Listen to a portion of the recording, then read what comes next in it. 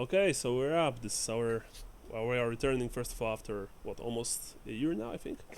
Yeah, Brian and I were trying to figure out how long it's been, but it's been at least a year, if not longer. Yeah. Oh, and this time we are trying out Delta Green, the slightly more modern take on classic Lovecraftian spooky tales, or mythos, if you prefer. Um, I could not find my headset, so you guys are on speakers. So just sorry in advance for any background. I'll try and keep it to a minimum. I actually don't Okay. have any background from you. Like, Yeah, Okay, cool. okay, so that first sounds of okay. all, do you guys want to, if you want to ask me anything about the game, like about some nuances, stuff like that, if you have any like questions about the rules or mechanics, I'll try to answer them as best as I can. Uh, no? Um, yeah. Go ahead. Can I just run a couple things in my character sheet by you? Just like I filled it in, but I'm not sure if I'm allowed to have the stuff. Let me see. I presume you mean gear and equipment. Yes. Yeah, and my motivation. I didn't know there was an actual like section on that, so I just like Okay. explained his Oh, you're 52 years old. essence. Didn't knew that Rat was so old. Yeah, he has a daughter in college. Okay. Yeah. So motivations. Yes, I mean you can create your own motivations if you prefer. Of course. If that's your gem, you can use the tables that Sean sent. Thank you once again. But Mhm. if you think that you want your own, then by all means. Actually, Delta Green is pretty cool because even in the books they say that you can invent stuff. You can invent weapons, rituals, motivations, stuff like that. They even say that you can use rules from other Call of Cthulhu like games, which is honestly pretty sick, Yeah.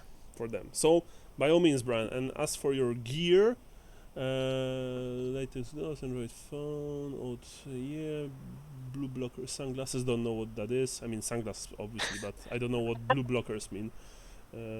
That It it stops the it's blue light from the monitor. yeah. Okay, okay, Yeah, gotcha. truck drivers and stuff wear them too, like the people that are on the road a lot. Okay, Zippo, There we go. F FOP. What's Got FOP? my got my motivations. Fraternal Order Police. Oh, Mm. okay. Night Yeah, Order. I'll just add it Fraternal deeper. Order of Police sticker. Okay, you have pen and small notebook. Sure, everything is fine. You can have this stuff, of course. Remember, even in the book it states that within reason, you can practically have anything you want. Like, Okay, yeah. the problem starts when you say that you want, for example, a tank in your backyard. That could become Yeah. problematic. Okay, real quick though, He has Michael. a bunch of firearms at home, but he would just like probably bring a Walter PPK or something like with him. You know what I mean? Yeah, Just a sure. small.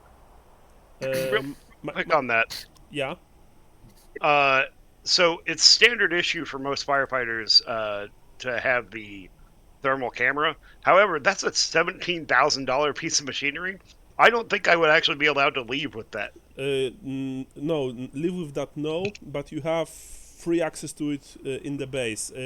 If in the States, probably. Yeah, in the states. So, for example, if we will play in the states, I'm sure, I'm joking. When you'll be able to probably just go and take it.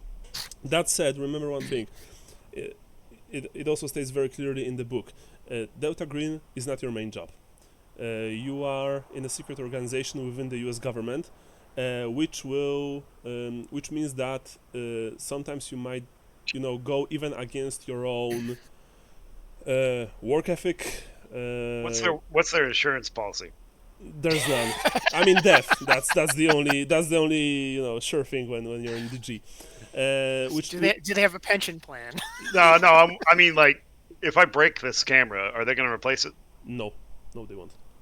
Why the hell would anyone do this? I mean, if your handler is a cool guy and you have good relations with him, Are you yeah, a cool sure. guy? Yeah, cool guy. All right, good.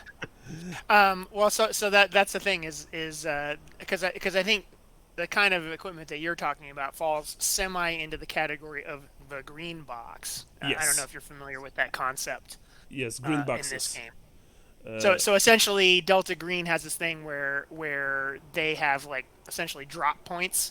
You say, I need this really expensive piece of equipment that I can't get at the hardware store. And they're like, okay, give me Like an infrared camera, yeah. yeah, give me a week to 10 days, and it'll be at this location. And you go and you find it, and there's a bunch of Got shit it. in there. yeah, That makes sense. yeah, green boxes because Delta Green, of course, it expects much from its agents, but it also provides.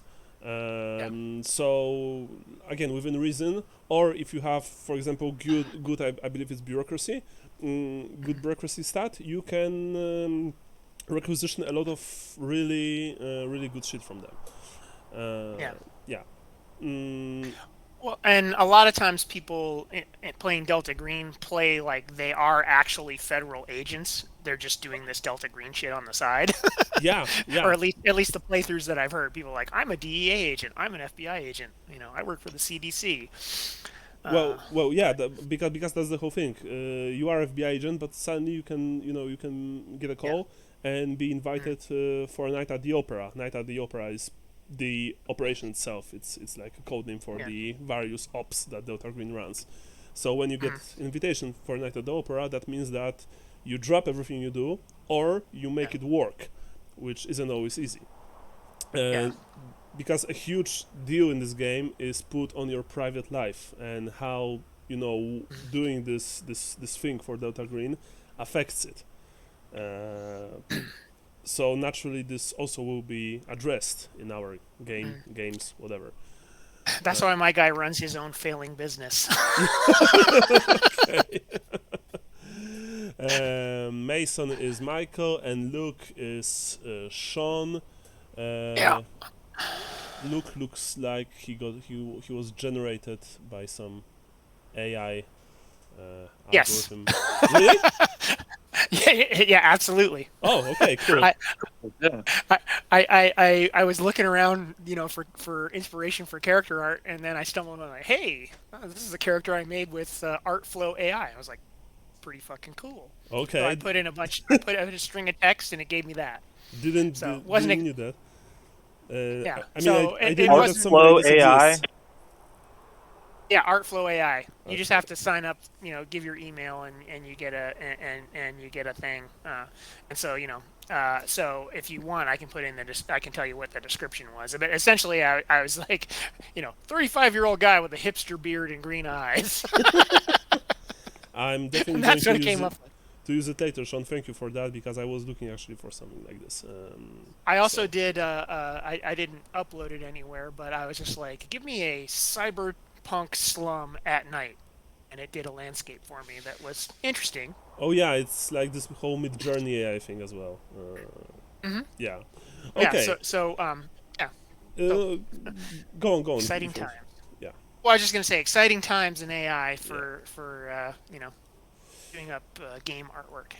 Yeah. Okay. So all of your character sheets are ready. We also have. We're still going to use the note system from our previous games. So I would like, for one of you to make notes for 3 sessions, then another one. They will of course be. There will be rewards for that, so to speak. On the right side, you can see your agents. You can see handouts, which I believe only 2 are now available. FOB Turner and FOB Turner map. More will follow. FOB Turner is also I've also put it on the main screen. This is forward operating base, but I presume that you guys know this.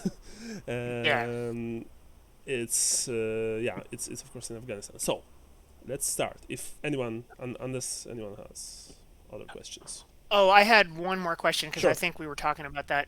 So I don't know if I overtook skills by having. I feel like I might have with taking heavy weapons and pilot helicopter. You know what? You can have it, really. I mean, Okay. we are learning. So let's say that you have it. Remember, guys, that I also forgot about this last time when we were making character sheets. Not sure if I forgot about this in your case, Brian. You have like freebie points. There is a section in character creation that allows you to additionally upgrade your character. So check it out later if you didn't already, and you can enter like spend the points if you wish. Okay. How many points? What was it like for the skills? Yeah, it was for the skills. I don't remember how many points right now. I can maybe try and find it very quickly. What was that? Freebie points, like 3 points that you spend at the end of the of character creation. Which I think we did it with you, Brian, but not with the guys, not with Sean and Michael. Oh, okay. Yeah, just Oh, just okay, the never mind girls. then. Yeah. Yeah. Yeah, I'm cool. I mean, most of my, I mean, obviously I have base for a lot of things, but most of my skills that I actually have skill in are fairly good. So. Yeah, sure. Boy, my power is shit. Oh yeah, my power is complete shit. Buddy, I have a 7. Okay, that's bad. Well. I think I have an 8 charisma. I'm just going with my guy as a little bit of a dick. Okay. Oh, I'm double that. So Oh, you have a 16 charisma? Wow. you are. We begin, and this is the official scenario for Delta Green, Oh. called Just doing Ghati. notes. Written by Shane Ivey, one of the creators of the game. So this scenario takes place in 2010s during the Trump era. I'm decidedly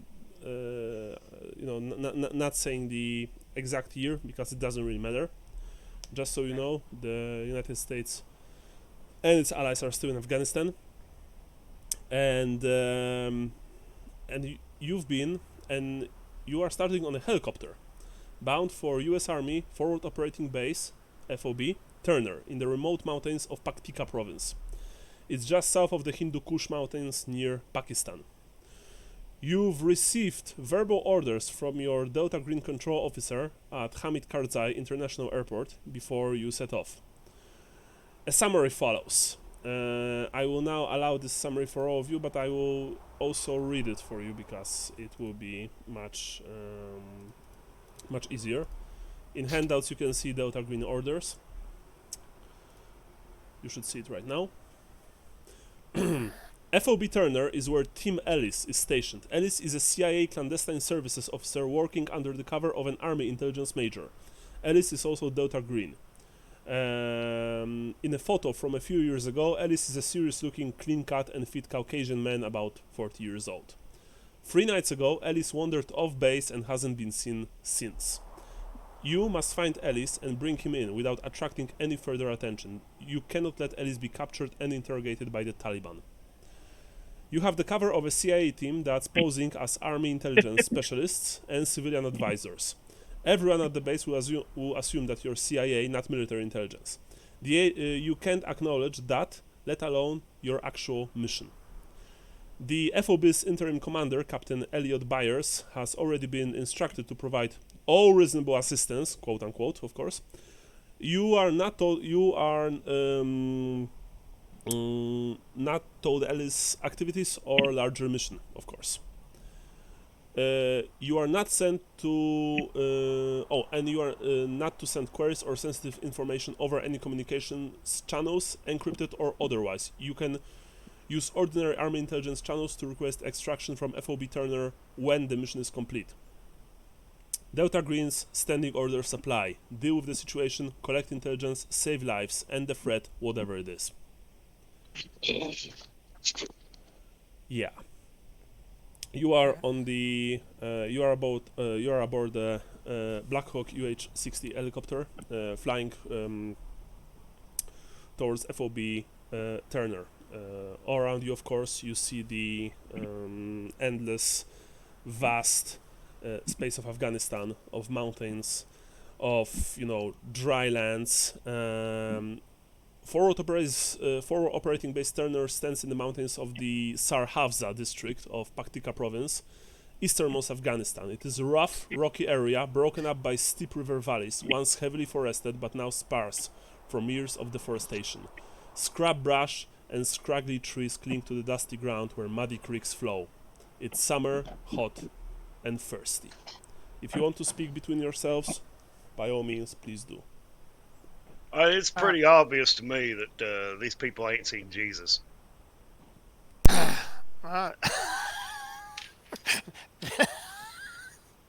That would be true since we're in Afghanistan. I mean, I could wander around here for a couple of years. I don't think I'd make it out, let alone 40. Yep. True. Quick aside. I just started taking notes. I don't know who's taking notes. Looks like it's you. Okay. Thank you. No worries. I was just like, I'm gonna start taking notes because. All right. So back in character. Congratulations. I feel honored. All right. Back in character. Yeah. Well. I think good Lord, provides whether or not you ask him to. I mean, well, duh. I mean, what are you born under a rock, son? I'm from Florida, so yeah. Oh yeah, that explains it all, honey.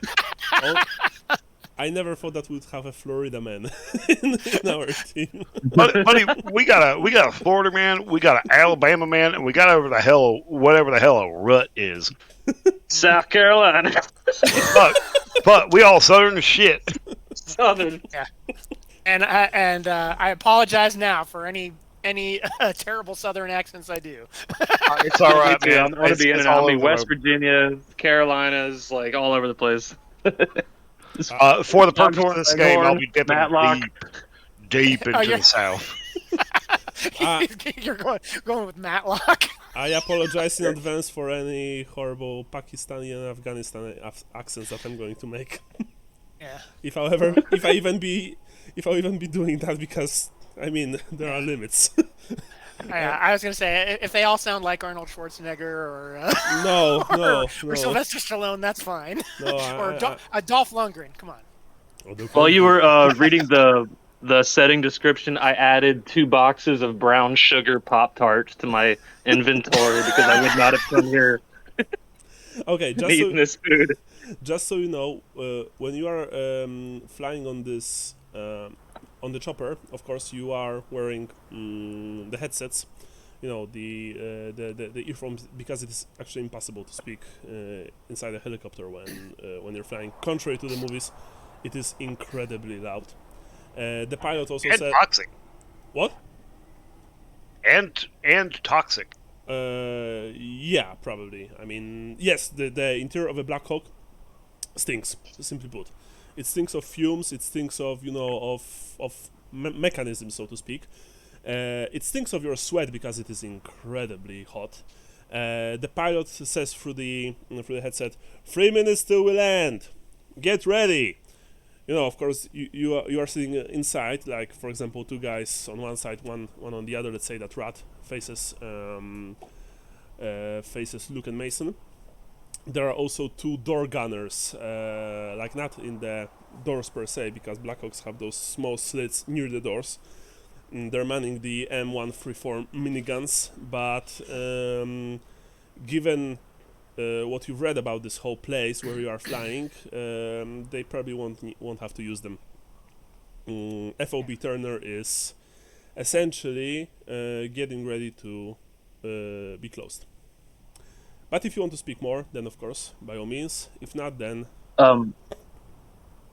quick question: Did we arrive here in a military plane, or was it us like civilian through the airport? C-130 or a civilian flight? Yeah, C-130 from the States, because your cover started working in the US, so you were sent as the CIA team, masquerading as Army intelligence officers.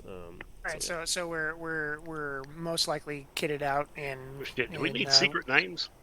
Yes. By the way, this is actually important. Your names, I would like for each of you to imagine to give me a name that you are going to be called by the soldiers in the base, but Delta Green also requires all of its agents to use code names during missions. You are not to use your normal names, even though you might know them. But for example, Agent Daryl, Agent John, Agent Rick, whatever. And yeah, so each of you also needs to think about this. Like, give me an agent name like that. It's just a DG thing, so. And you will communicate with those names like to each other because secrecy is vital. I'll take Agent Parker. Agent Parker, okay. It's actually a good idea to just add it to your character sheets. I just did. Thank you. So Okay. Mason is Agent Parker. What about Luke? Well, I have my cool call sign, but I won't be that. I'll be Be Agent Parker. Agent- We can be brothers. exactly the Parker brothers. I'll be Agent Hasbro. Agent Dude Bro. Oh, Hasbro's another game company. Yeah, I know Hasbro's. The toy So company. that I'll be. Oh shit! I went with a producer of fried pies here in Birmingham, Alabama. Oh well, when you said we would be Parker brothers, I was like, oh yeah, the game. So that's Parker pies. I'll be Agent Hasbro. But okay, I won't be Agent Hasbro. I'll be something. Get back to me in a second. What about Agent you, Rat?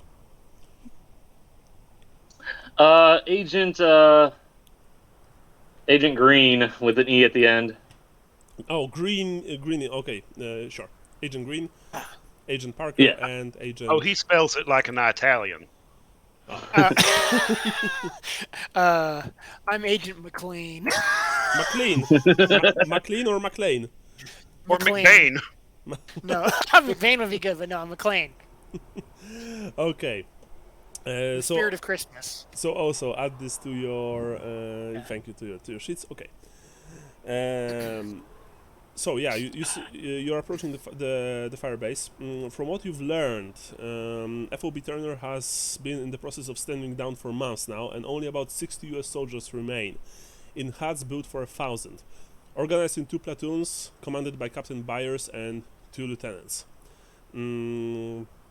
There's also about 120 Afghan National Army ANA soldiers who have moved into FOB Turner, are being prepped and trained by the American troops. They live on the other side of the FOB, and from what you've managed to learn, there's been an uneasy ceasefire with the regional Taliban. Things were peaceful for the last few months until this week. The Black Hawk that you are in is preparing to land on a small landing pad within the base.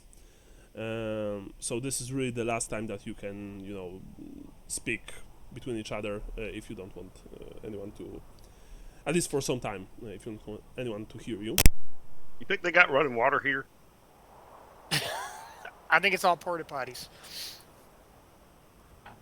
Well, shit. That's what it looks like. Well, shit. I see one right there next to. You boys seem a little out of your element as well. Yeah, I've never been to a desert before. I usually stay around the Caribbean. I didn't think this whole thing was real until about a week ago. I thought it was just hush money, and here I am.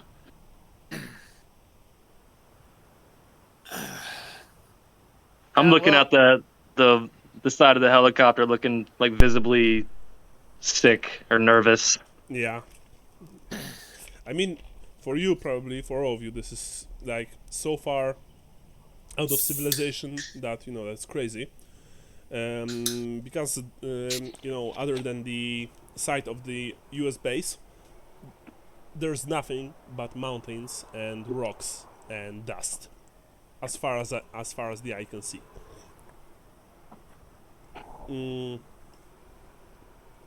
So yeah, this is Shit, pretty- boys, we on the moon? Nah, it's. I heard it's just like the American Southwest. The Black Hawk. Are we in Mexico? The Black Hawk New Mexico. touches down. The very loud, very noisy engines wind down. Pilot, of course, says in a. He sounds kind of bored, honestly. Like, I hope you enjoy the flight, boys. And takes off his helmet. You are all, of course, prepped for the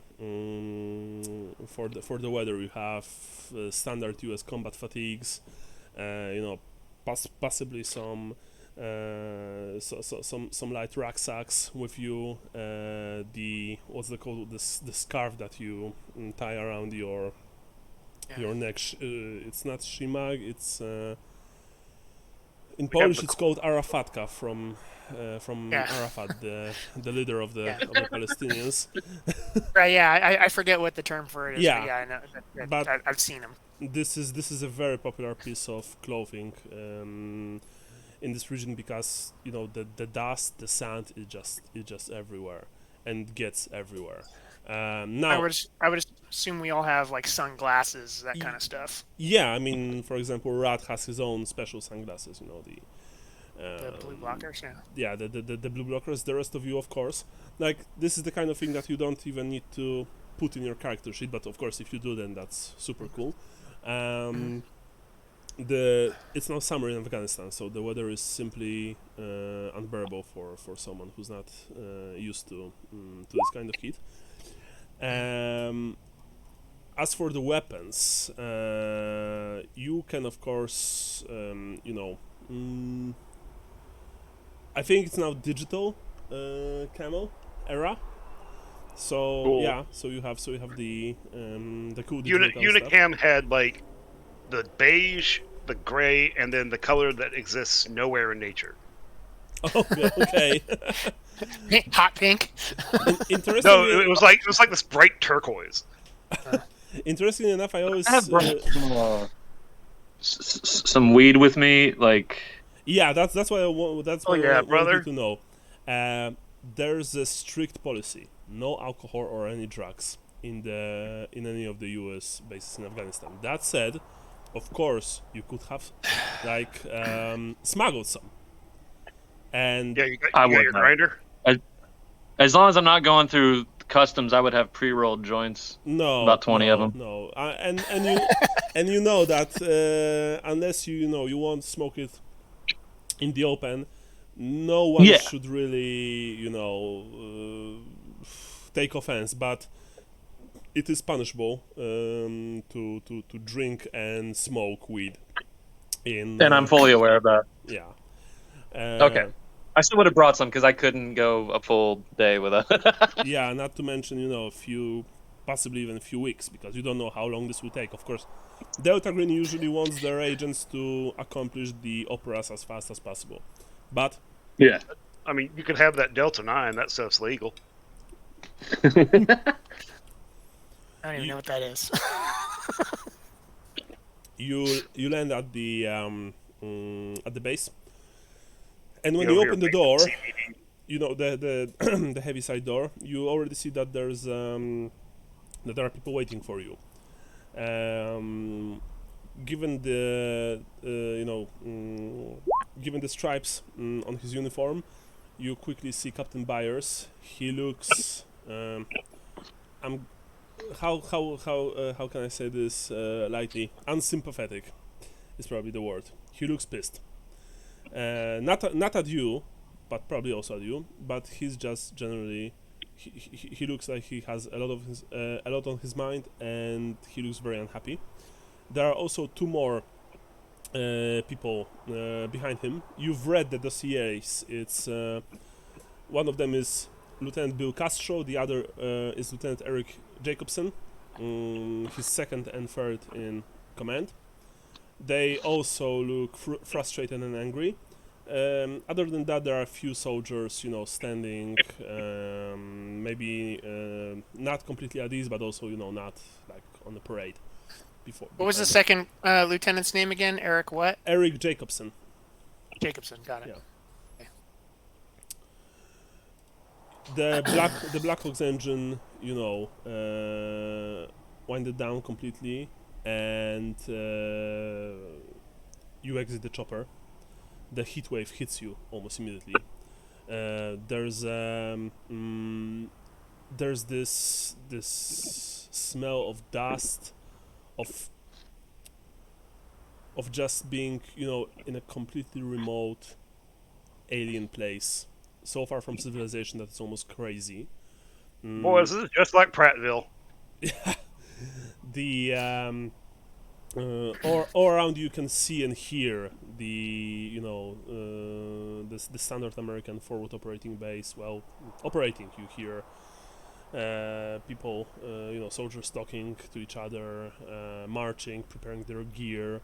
You see, like on this picture here, you see those low buildings which which used to house 1,000 troops, but now there are always 60. Not counting the ANA troopers from Afghanistan, the indigenous people. The captain approaches you, fast and decisive. Welcome to Firebase Turner. I'm Captain Elliot Byers, he says, and he, he takes out his hand to shake yours. I reach out my hand and shake his. Yeah, Pleasure to meet you, I do the Captain. same.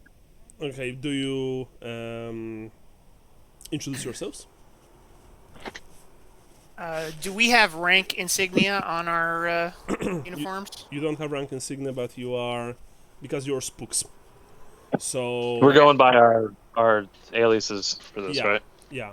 Yeah. Remember, they think that you're CIA who are pretending to be army intelligence. So, yeah. So there are no names. Sorry, you have your names, like your fake names, on your uniforms, but no ranks, of course, nothing. Okay, got it. How do you do, Army Man? I'm Agent Parker. Agent Green. And Agent. McLean. Well, we've been doing fine for the last few weeks until your man decided to leave. But I presume that you want to hear about this in a more quiet place, more private. Yes. We're already secure in ass location. into nowhere. Yes. With air conditioning, please. He looks at you with this, fuck you look. No, just with air conditioning, he says that, well, fortunately, my quarters have air conditioning. Do you have any luggage that my men need to take? Or No, we just got our backpacks. We'll keep them on us. Very well. Please follow me. Oh, these are my. This is Lieutenant Bill Castro, my second in command, and Lieutenant Ray Jacobson, my third in command. Castro and Jacobson, also. Well, they saluted you because they're just lieutenants. And And what's the commander's name again? Elliot Byers. I'm going to actually Byers. put it here. Captain Elliot Byers. Lieutenant Bill Castro, who's he's Latino, and Lieutenant Eric Jacobson, probably. You said they saluted us? Yes, they did. Boys, you can calm down. I mean, we're all going to be scraping the sand out of our ass cracks for the next couple of weeks. We're good. You drop the hands. I don't need any of that. Makes this whole thing awkward.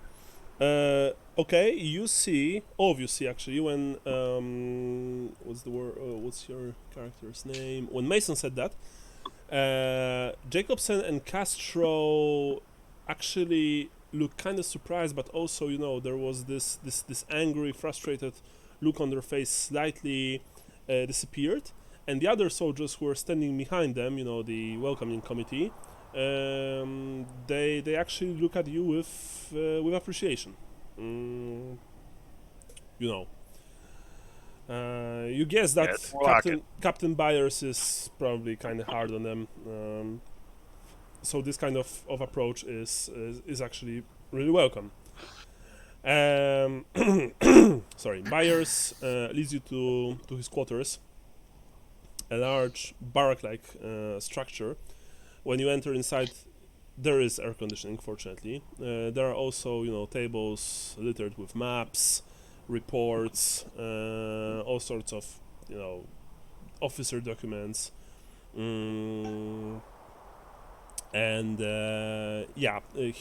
of course, he shows you few very simple chairs. Like the whole thing looks Spartan. Like this is not your typical base in the U.S. Where people like Byers would probably have a very nice office. Actually, this is just this is a forward operating base, so it has to be functional rather than accommodating. He asks you want some coffee, maybe something colder to drink. The locals love tea. What? Just a bottle of water if you got it. Sure. Yeah, water for me, Captain. He didn't give it. He gave the water to you yourself. He asks his adjutant. Is it true what they say about the army, where you guys just eat crayons and glue, or can we actually get some good grub? Well, we're not being sent here, Major, if that's what you're asking. The U.S. Army cares for its soldiers and for their morale, and I'm sure that you know that. Taking care of morale... Can I smoke in here? Hmm? Can I smoke in here? No. If you want to smoke, please go outside. All right, you boys fill me in. There's no smoking in the interiors at the base. In your own quarters as well. Which you probably guess that the soldiers constantly break this rule. Because, soldiers. So you go out for a smoke. Okay, sure. Barris looks kind of strange at Mason Living, but, he just shrugs. Alright, so I guess I'm going to be briefing only you two, right? I take my sunglasses off and look for a place to sit. There's plastic metal chair number 1, plastic metal chair number 2, plastic metal chair number 15. I try and look like I belong and take a seat. You sit on one of them and they creak ominously. They're really uncomfortable, and they're probably the sign of things to come. All right, so I guess you were sent here to deal with the fallout of Team Ellis wandering off the base. Yeah, we don't want another. Fuck was that guy's name? The guy who thought he was Jason Bourne. What? His name was like Bo. What the fuck was that? Obama got him, traded some Afghans for this guy. He was a. You guys don't remember that story? Vaguely. The U.S. soldier who essentially just one day decided to walk off base, and God damn, I forget what his name was now. He was from Idaho, and for some reason he thought he could just walk up to him and negotiate the end of the war or something. something weird like that. But anyway, he ended up essentially being a captive for a couple of years. And then he got traded for, and people were super pissed because I guess, when he first went missing, they sent out a lot of patrols, and people got killed looking for him. He did some hold my beer shit and looked really stupid. Yeah, kind of. Anyway, sorry. Go ahead. Yeah, but anyway, so that's a long-winded saying. Is we don't want another whatever this guy's name was situation. Depending on what time frame we are here, because I don't remember when it was.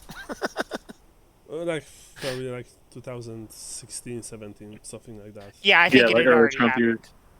Yeah. I think it, yeah, because it happened under Obama's presidency. Well, look, I'm not going to lie to you. The fact that Ellis wandered off the base got me and my men really worried.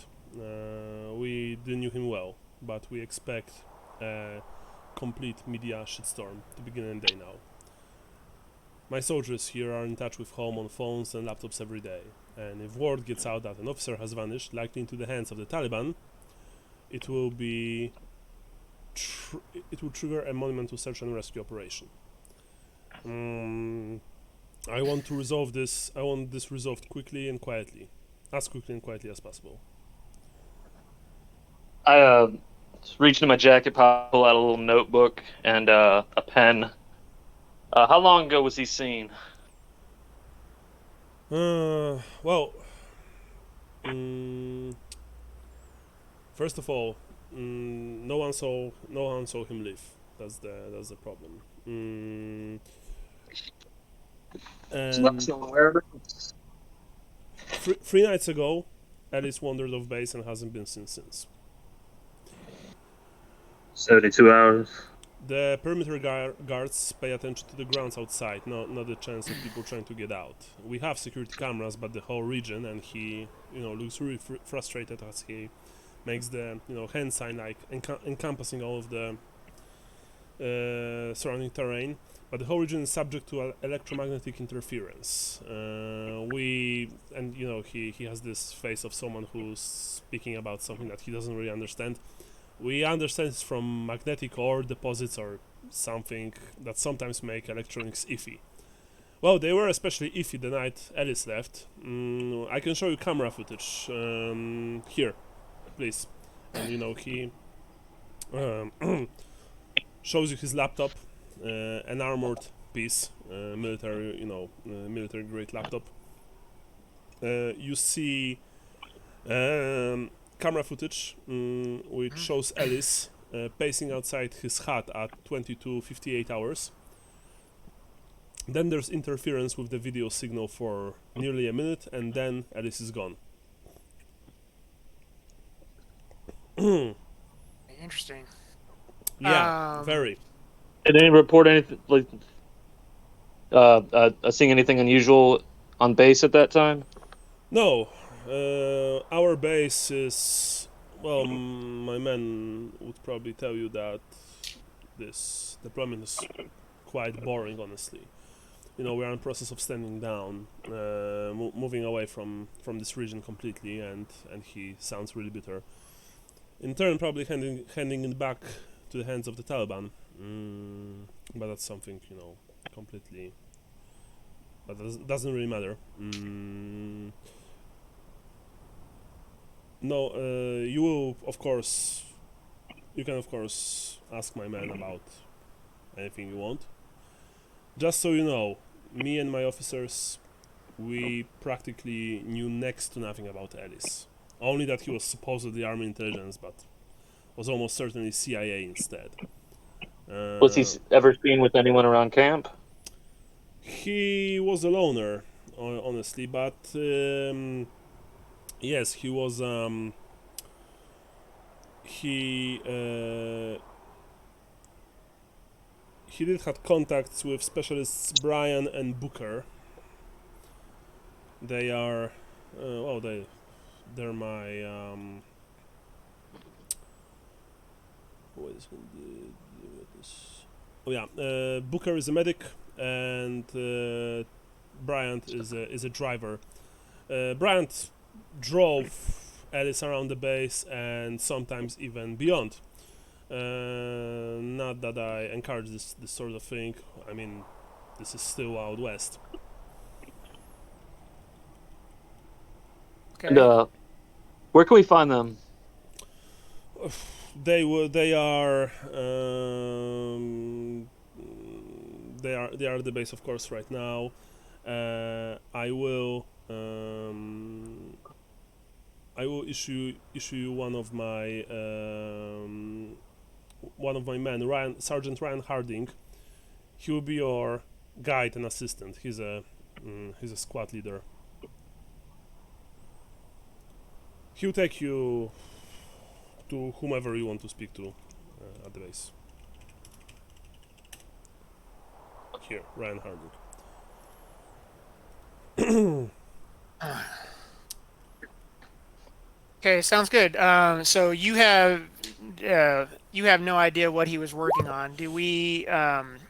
Have you sealed off of his quarters? Yes, I've put guards on Ellis' hut after he vanished. No one has been there since then. You are, of course, free to enter and do your investigation stuff. Look, Ellis kept to himself, and me and my men, my second and third in command, we didn't have time or inclination to keep an eye on him. We are busy currently with the handover and keeping our men in line, not to mention making sure that, the Afghans from ANA that we are going to live here are prepared as best as they can. And now you see Agent Parker once again entering the hut. And you have full confidence in your ANA partners at this time? To be completely honest with you, I'm sorry, by the way, I'm chomping, but Yeah, no, that's okay. to be completely honest with you, no, I don't. They are rookies. We've trained them as best as we can, but they are woefully unprepared for what's about to happen once we leave. But orders are orders. You can talk to them if you want, but any communications on base must be conducted in the presence of me or one of my lieutenants, and this is not negotiable. No problem, but you don't have any suspicion that someone within the ANA forces may have done something untoward to No. Ellis. The ANA are lazy, corrupt, not willing to take any risks, and they are probably the last people I would think of when it comes to taking responsibility for Agent Ellis' disappearance. We have a civilian interpreter here on the base, Yasim Rahimi. He lives on the Afghan side. You can also speak to him if you wish to. Yasim Rahimi. Yes. Ooh, I actually spelt it right. Yep. Mason, you are asking anything or just listening to the man? I'm rummaging through my backpack looking for a moon pie. Okay. I don't know how this It's like works. one guy's addicted to weed and one guy's addicted to pies. Hey, you gotta keep them calories up, baby. Yeah, tell me about it. I'm not sure how this works in this game, but while Sean and the commander were talking, I just wanted to see if anybody has any tells. While if he's saying an untruth and somebody there knows it to not be true and they're terrible liars, No, you don't. But by the way, basically that's a very good question, Brian. In Delta Green, if you have a certain level at a skill, you don't have to roll. Of course, it's I can, for example, say that even if the test should be easy or just auto pass, I can ask you to roll.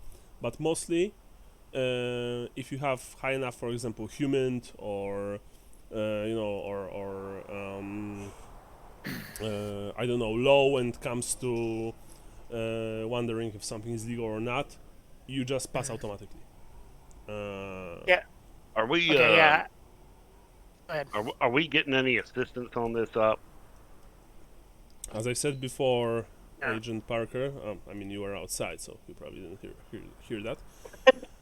I'm giving you one of my men, Sergeant Ryan Harding, who will be your guide and assistant at the base. Gotcha. So in other words, well, anyway. Wait, we're staying on the base? No. On the base. Well. He's our tour guide on the base. Got it. Yes, and if you want to leave the base, then first of all, I have 2 vehicles for you on standby. Armored trucks, MRAPs, mine-resistant ambush protected. Oh, fucking God. One has a driver for you, another will have a squad of 5 soldiers to back you up. Now, there is absolutely no chance for me to send only one MRAP. The vehicles are tremendously expensive, and they drive in pairs to protect each other. Tremendously expensive and terribly designed. Well, it's a matter of opinion, Major, but whatever you say. By the way, if you want, for example, now to convince him to just take one without escort, you can roll a military science land or persuade roll at a minus 20%, if you wish. Ooh. I'm Persuade, or what was the other one? Military science land, which is a normal roll, or persuade roll at minus 20%. Okay, well that would put me at a 0 chance for success for persuade, Then and you I don't can have do this. military science. Because unlike Warhammer, for example, when you always succeed on 0 on 1, in Delta Green, if you have 0, you can do something. It says I have 20%. Yeah, 20% is base. Yeah, don't roll. Oh, okay. And remember In other words, only. that fumbles here are really nasty, just so you know. And also, Gotcha. isn't it the case that fumbles are when you roll doubles, or is doubles good? I forget. Doubles, when you succeed and you have a double, you have a critical success. When you fumble, which means you roll double, above your designated roll, then, well, it sucks. It really fucking sucks, and it can also affect your team, civilians, For example, fumbling when you are throwing a hand grenade is practically a sure thing to create a new character. Because just so you know, this is a very deadly game, and yeah. I was gonna say, and I forgot to roll up a backup character, so I will do that. I will do that before next session. Procedural question. So I played some Call of Cthulhu before, and I played Delta Green with you once. So in the Call of Cthulhu game, it was psychology is the thing you roll to see if people are telling the truth or whatever. I'm guessing maybe in this game it's human. It's human, yes. It's human intelligence. You can roll, of course, but I want to see how much human you have. I have 10% the base. So I have 10% too. Okay. Yeah, it's not even worth it. Yeah, so we're not really spy guys. Yeah, so you're not sure if he's lying or not, because just like in real life, people can tell you shit and you don't know about this. But if you want, I can let you roll with, for example, plus 30%. Plus 30. Oh. That's up to you. I have no reason to question him at this point. Just so you know, if you just try to deduce if he's lying and you fumble right now, then I can just tell you, and I'm telling you this right now because we are all learning the game, I can just tell you that, you think that he's, you believe him 100%. So it's not like you'll drop your passport with your real name on it on the table. No. But I can just tell you from now on, everything that this man says, you 100% think that it's true. So this is also quite bad, because at one point he might lie to you, and you're not. No, the Captain Byers is a swell guy. He would never lie to us. It's worth testing, I think. I mean. Okay, if you want, Rat, go for it. This is a role-playing game. We need to roll shit. Yes. Modifier, you said plus 30? Yeah, plus 30%. Modifiers we'll cover later, especially during combat. During combat, modifiers, I think you can have positive plus 40, but negative you have unlimited. You have human 50. Wow, they knew that. That's no, that was with the modifier. It's human 50, but it says 10%, so I'm not sure how that works. Let me I see. don't know why it says 50. That's weird. The modifier. Well, no, like it says like in the gray it says 10%, and then to the right of that it says 50. Because 10% Oh. means that No, 10% is base. If you have 50 yes, to the right of it, that's your skill. yes, that's your Oh, base. You oh, always okay. have 10% human, and you can have more. So yeah. So sadly you didn't pass because Okay. no, wait, you did pass because you have 50% base. Well, he doesn't have, he has 10% base, but he actually has skill in it. If he has it to the right, that's his skill. Yeah. So he has Yeah. 50. So that Yeah, plus so that plus 30 means that he passed. Mhm. Yes. You are sure that Captain Barris is not lying to you. Okay. Or he He, at least believes what he's saying is true. yeah, he looks like a man that really wants this to be dealt quickly and quietly. Oh, by the way, his 2 officers are also here, but they're just standing in the background and not talking at all. You have a feeling, Rad, that he and his men are scared for their careers. Because if this will leak to the press, like he said, this could potentially be very, very, very bad. Ellis was supposedly an officer in the intelligence. So yeah. Oh, and again, you guys can ask me this yourselves, but I'm going to give you another example, which is from the scenario. For example, when he told you that talking to the Afghans should always, be in the presence of him or his officers, you can, if you wish, roll a persuade roll at a minus 20% penalty to change his stance. So persuade. My score is 40, but it's 20%. So it's minus 20%. So I'd be at 0. It's not possible, right? No. No. So hold on. Where'd you get the 40 from? 40. That's my stat is 40 for persuade. Persuade. Okay. Let me Well, then, see. so then you have 40. So minus 20 would be 20. Yeah, it's minus 20. It's you'd be rolling on the 20% essentially. So here's the thing: when you're looking at the character sheet, all the numbers that are in the green button, those are just the base numbers. So if you didn't have any skill points put in that, that would be your skill. So you Okay. see some of them have 0, some Yeah, of them yeah, have yeah. 10 or 20%, generally speaking. Okay, I follow you So then. if you have a number to the right of it that's different from the base number, then you actually have some skill points in that, and that's your skill that you roll on. I got you. Okay. The case that I want to make is that in order to get this done as quick as possible, I want to cut through the bureaucracy here and the warrants, so to speak. If you could let us off a leash, we'd be able to find our man much quicker, sir. Roll. Okay, you are saying that. So Yeah. the way you're presenting that, I will give you plus 10%. Why only 10%? Normally I would give you more for this, but he already lost 1 agent. Like, a guy from, he thinks, CIA.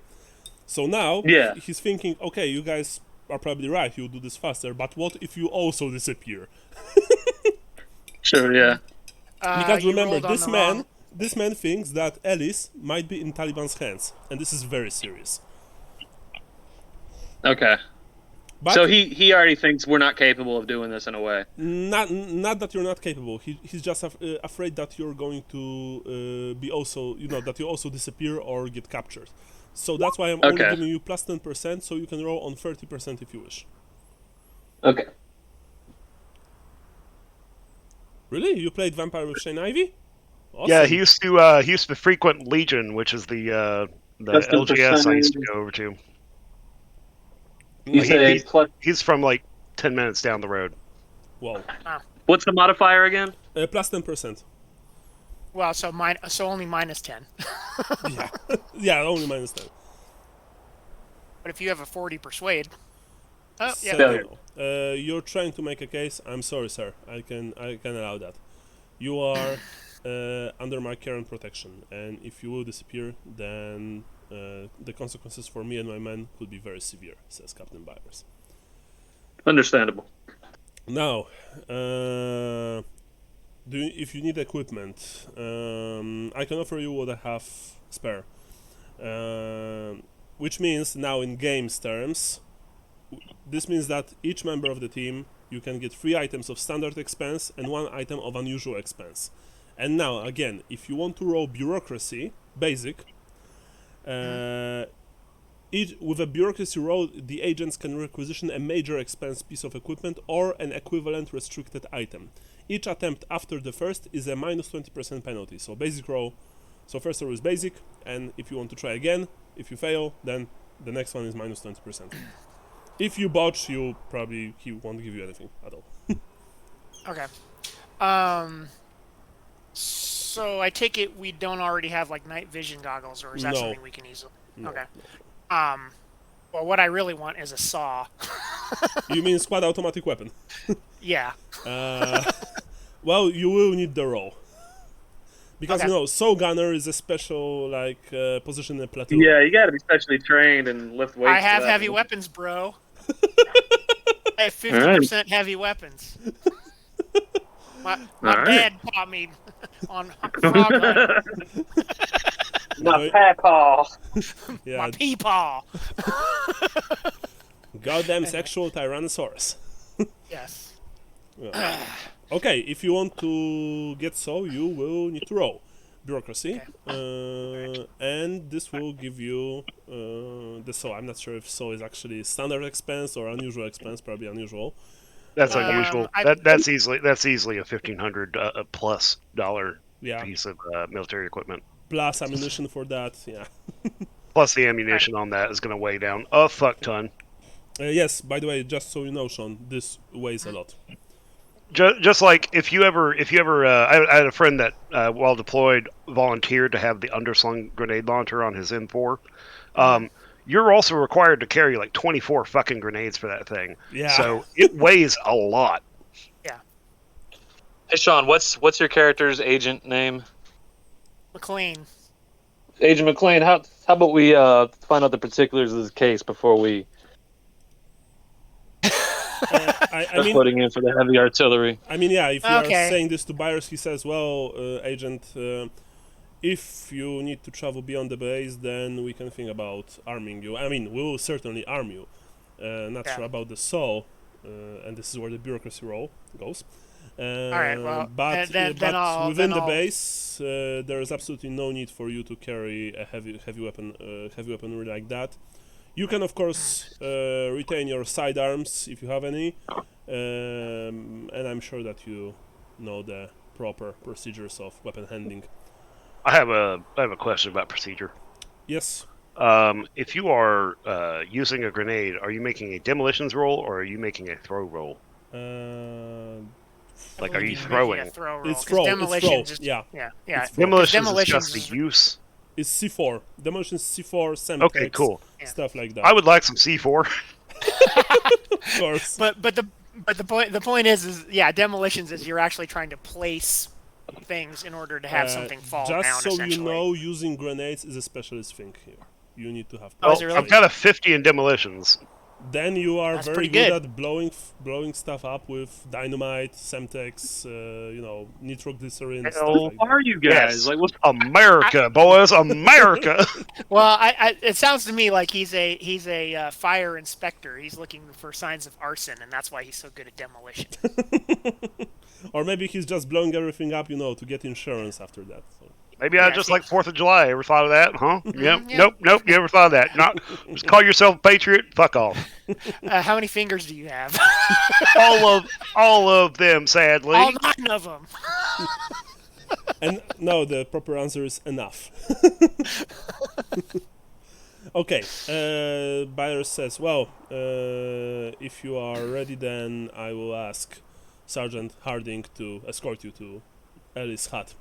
It's in the officers section of the base, not far from here. Okay. Sergeant Ryan Harding enters. He looks like a no-nonsense man. I mean, he is a squad leader. He salutes each of you and presents himself. Sergeant Ryan Harding, at your service, gentlemen. But you see from his attitude and his looks that I could probably best describe him as very helpful. Like he's careful, but he also, he got assigned to you, so he will do his best to assist you. Please follow me.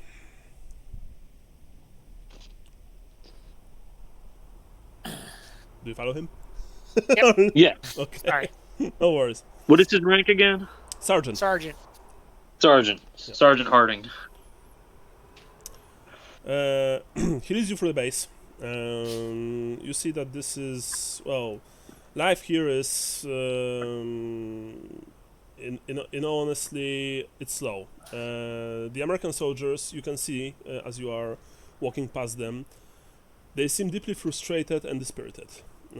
After all, their army has spent 10 years mowing the grass, clearing up the Taliban in one area, only to have them return as soon as the Americans move on. They are leaving the place barely changed from when they came. They feel like they've been fighting and dying just to help some politicians and administrators look good back home. And they know, and you know, that the Taliban are just waiting for them to leave before they take over again.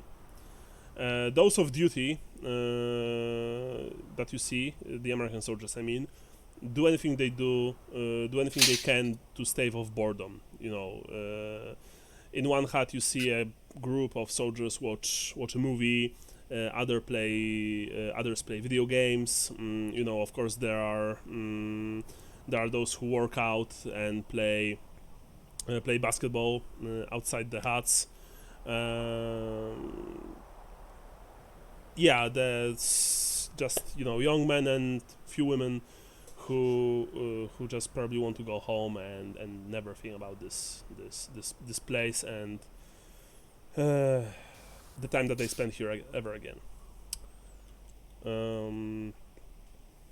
You eventually approach the hut. Two soldiers, Private Samantha Boko and Private Cole Rosenberg, guard the hut. You see that Private Boko, when you approach, she lights up a bit. She looks like her attitude is similar to Sergeant Harding, but you see that Rosenberg, he is angry. You see that he's also he almost paces like an animal in place. Harding introduces them to you. They of course salute you. Nothing special, but and then they just move out of the way.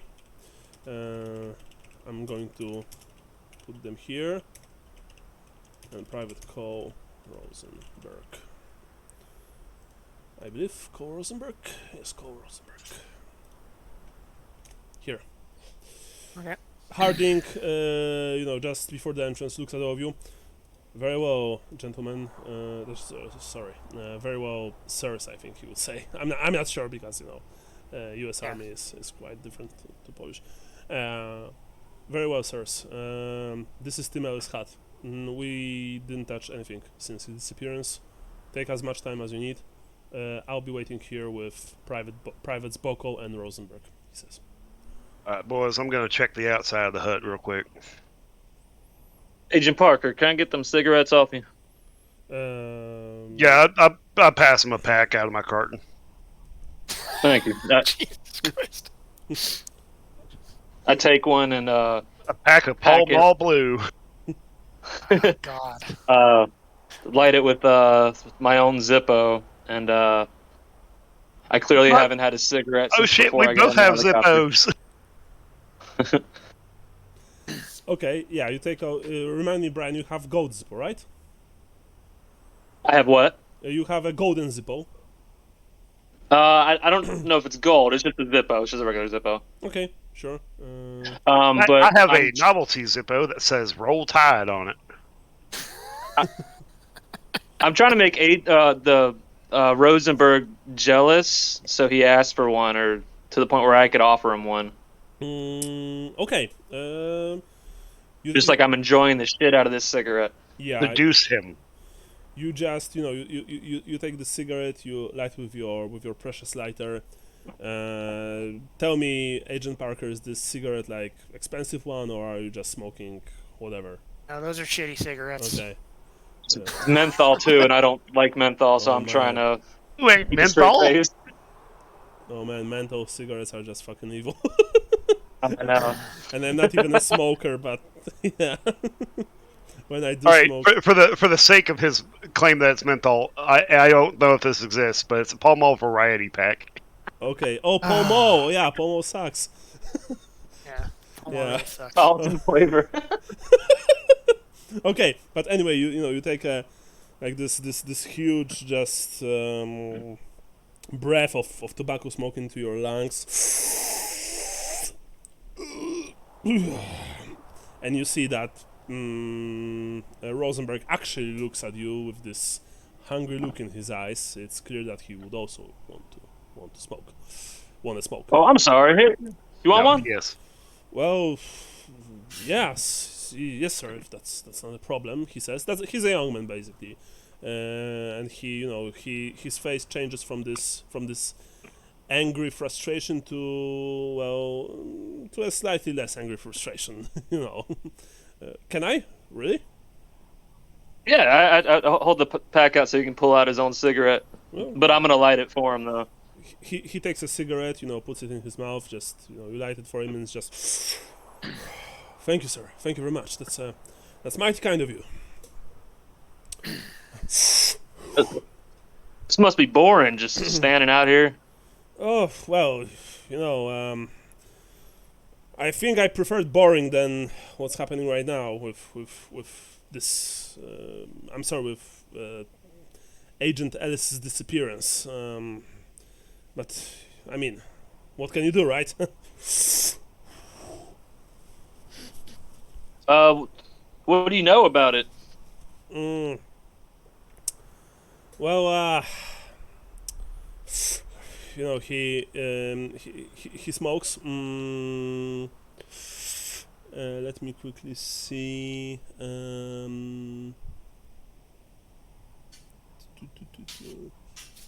How much charisma do you have? Charisma, 15. 15. Wow.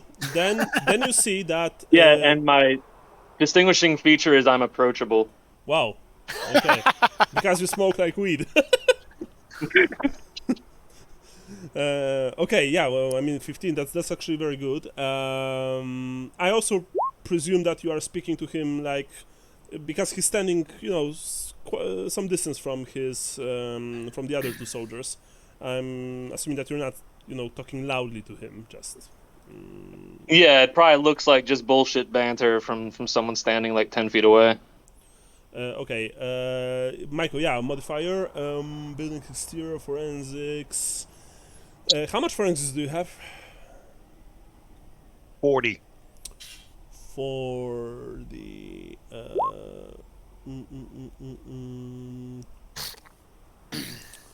okay. You don't have to roll, actually. You don't have to roll because I can just tell you already that you didn't find anything suspicious outside his hut. But I'll circle back around to where Agent Green's at. Yeah, and And take one of my cigarettes out of his pack. okay, and McLean, There's, Building's clean, bud. We got to go inside. I don't think there's going to be anything out. McLean already entered, but let's also do the rest of Agent Green's conversation with President Rosenberg. Yeah, sorry about that.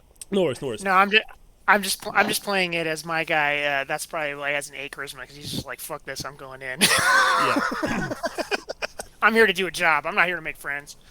Green, you've noticed that initially Rosenberg seemed like he would either act dumb or maybe even didn't want to answer any questions, but as you said yourself, you are approachable. You offered him a cigarette and you lit it yourself.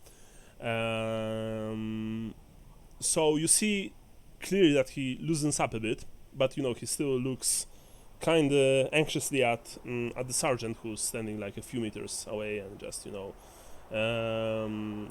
he tries to just stay in any kind of shade because it's really hot. He says like, look, agent, all of us here on the base, right? We all recognized Ellis was CIA.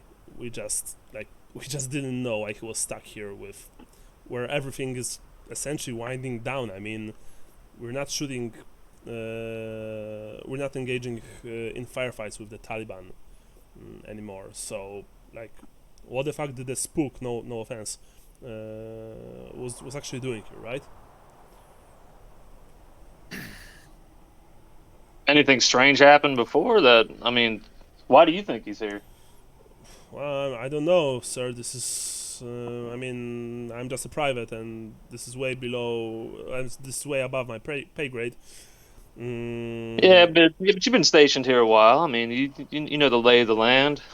Something had to be off. That's the thing, sir. There's honestly nothing interesting in the vicinity of our fire base. I mean, surely there's something interesting here, bud. They wouldn't put a fob out here for no fucking reason. Well, they did put this FOB back when the Taliban were much more aggressive, but now I think they can feel that soon we'll probably be gone from here, and they're just taking their sweet time. I mean, it's much easier to reclaim a land that your enemy forfeited than to just storm the gates with shitty AK-47s and try to take us all on. Right? My guy. I get all it. Over again.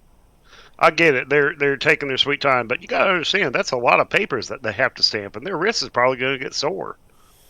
Well, look, sirs, says Rosenberg, scratching his chin.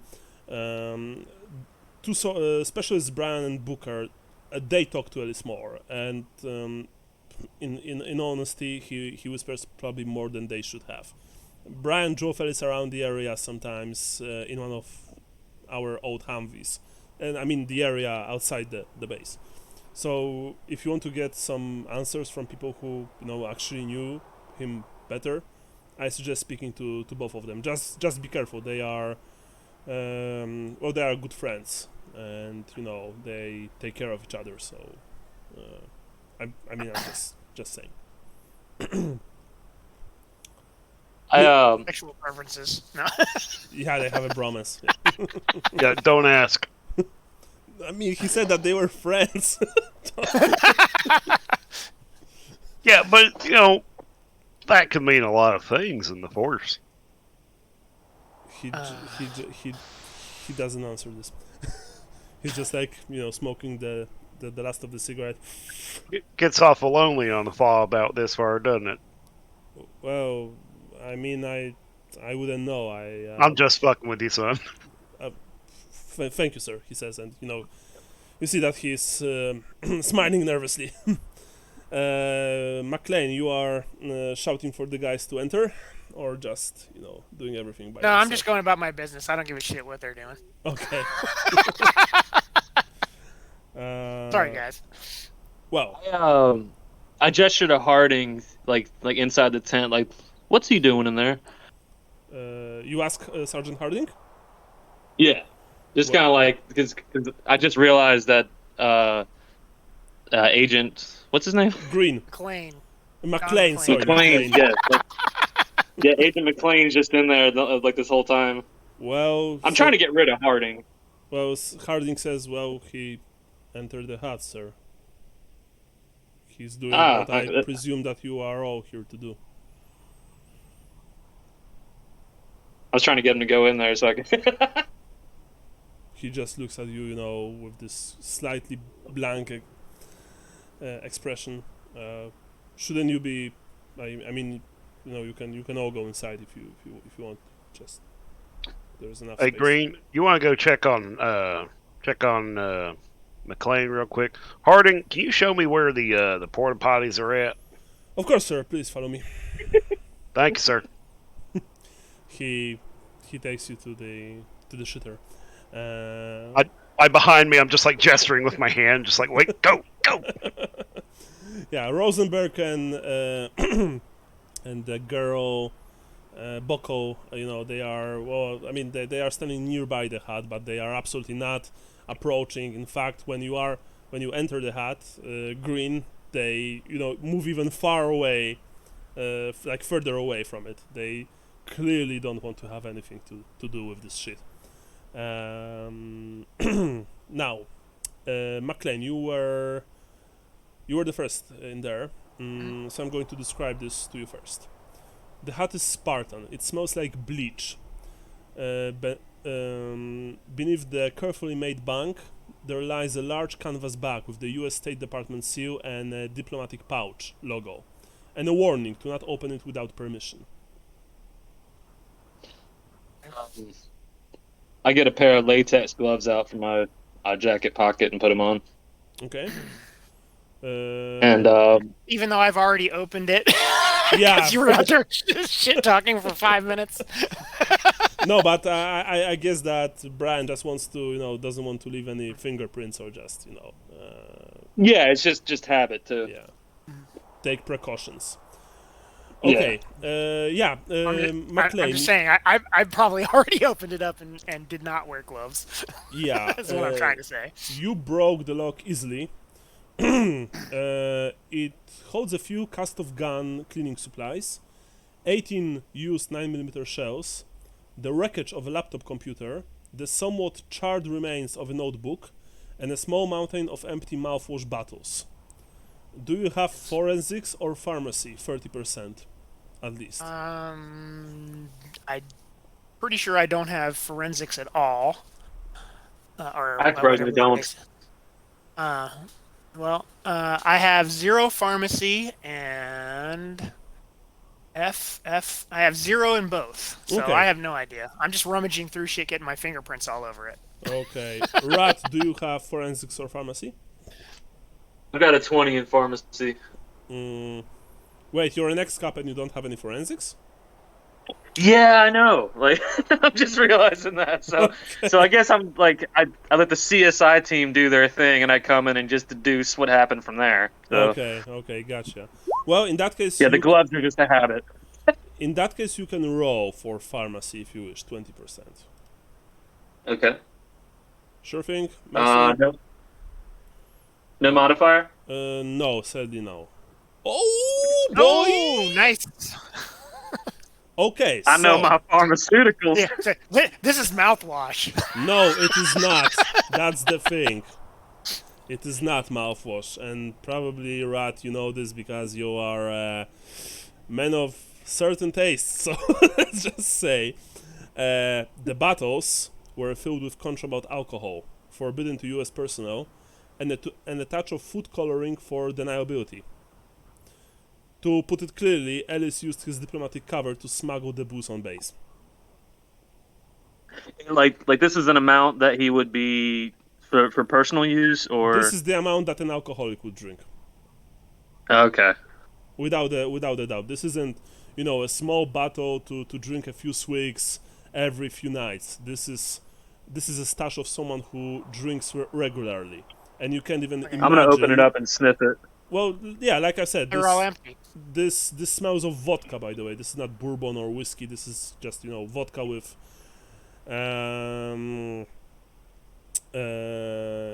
this touch of food coloring. So yeah, you can actually you actually can't really imagine drinking any alcohol in this climate, in this heat. Just one glass would probably be all that you would need to drop on the floor. Do you say this to McLean, by the way? I'm gonna hold it up so he could smell it. Okay, so you smell it. Well, it's very strong mouthwash. Yeah, it's like, he must have cared about oral hygiene. I pick up the partially burned book and sort of flip through it to see if anything falls out or see what the book is about.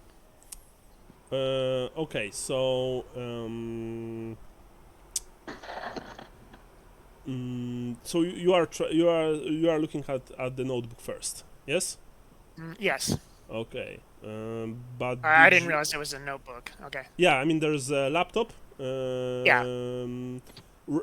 Sorry, the wreckage of a laptop. The somewhat charred remains of a notebook. Yeah. Okay.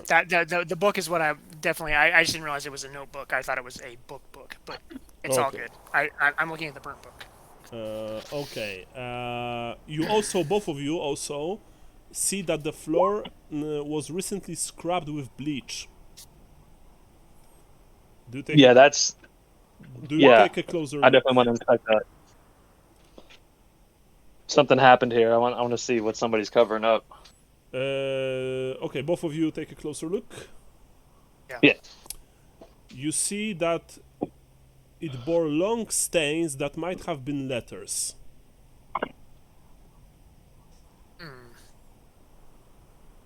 We It- have a. it what?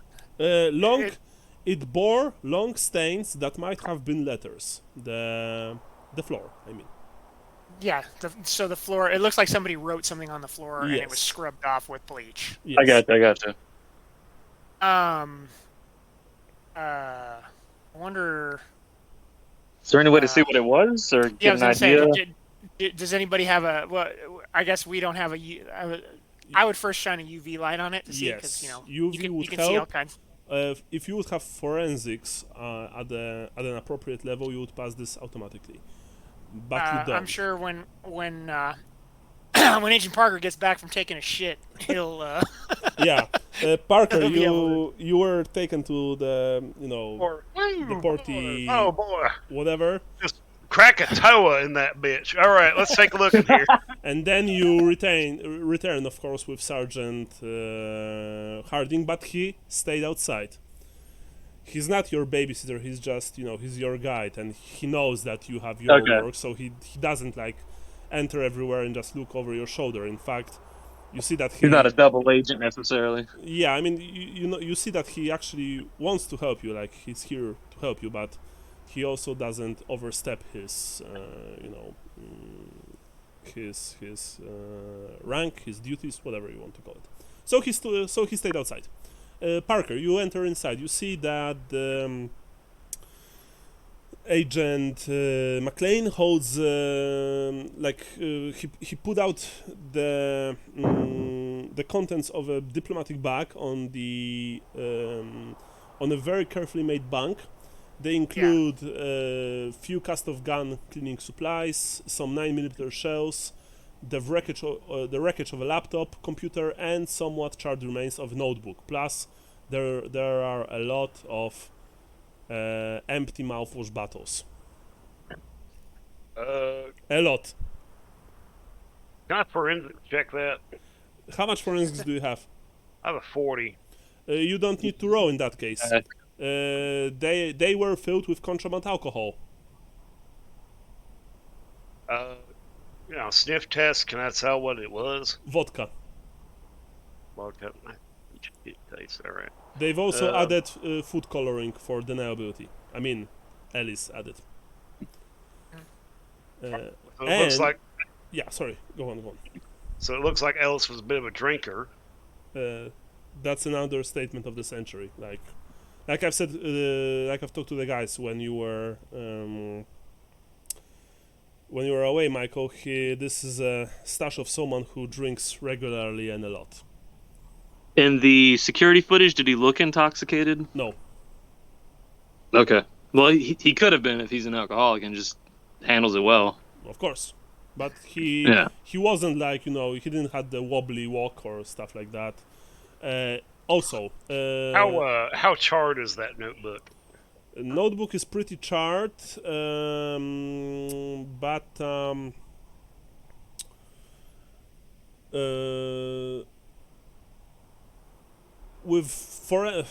you would need to use forensics with the right tools to piece some charred remnants together. And also I just wanted to say that when you enter the room, you see that the floor was recently scrubbed with bleach.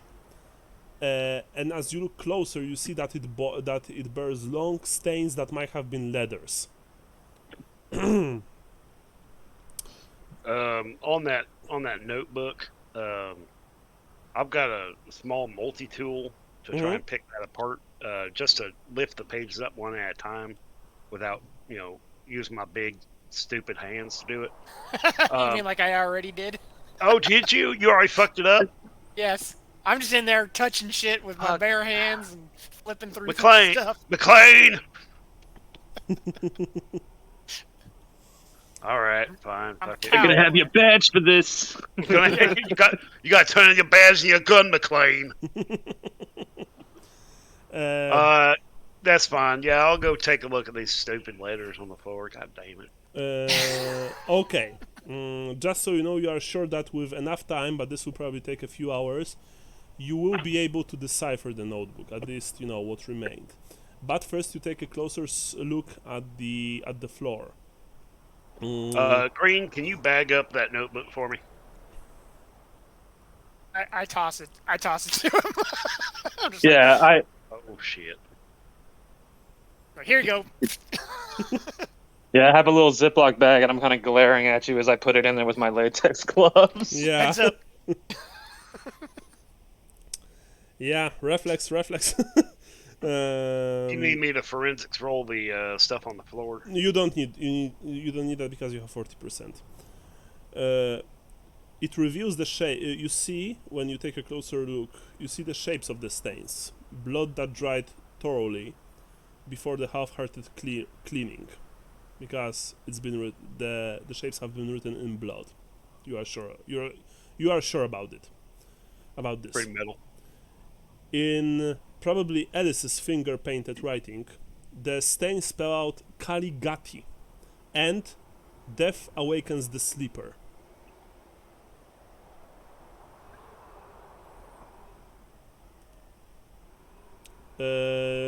Like this. Oh, wait a second. I think it's H-A. Yeah. Yeah. Oh, whatever. Death awakens the Has sleeper. the Sorry, Ghati. Is there a- Yeah. G-H. Yeah. Oh. That's okay. I got it. That's it. Yes, and death Can awakens the, the sleeper. would we be able to request from the agency any files on this guy if he's ever been psychologically evaluated or anything? Well, you could probably ask your handler with whom you have the ability to, By our orders, we're prevented from talking to the handler like that. We got to go through military channels. Yeah, I was gonna say, yeah. we're it's all radio silence essentially. Well, Yeah. Well, officially speaking, it was CIA, so that might be. We might be able to get something on them because they want their guy back, right? Well, Delta Green wants him back. Remember that he was. He was CIA, of course, but this is strictly the program, like as you know that your organization is called Delta Green. I mean, this is strictly a program mission. Yeah. Because if Alice, would fall into the hands of the Taliban with his real knowledge, that could mean a lot of trouble. How's that laptop look? Laptop. Glad that you asked. It was shot several times. Okay. I've got a craft for electrician and mechanic. Do you have microelectronics? No, but taking apart a laptop. I mean, I personally, Michael Dottie, have no qualifications as an electrician or mechanic, and I can do that. Yeah.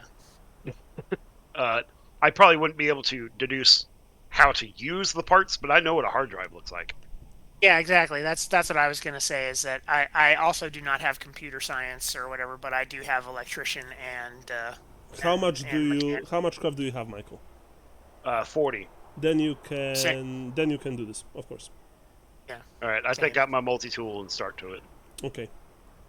You start working on it. It was shot several times, by the way. I didn't like. Yeah, but the the hard drive might be intact. Yeah, Yeah. but you also think that probably shooting it within the confines of a base would lead to someone asking questions. That's also true. Uh, McLean, you're kind of a dick.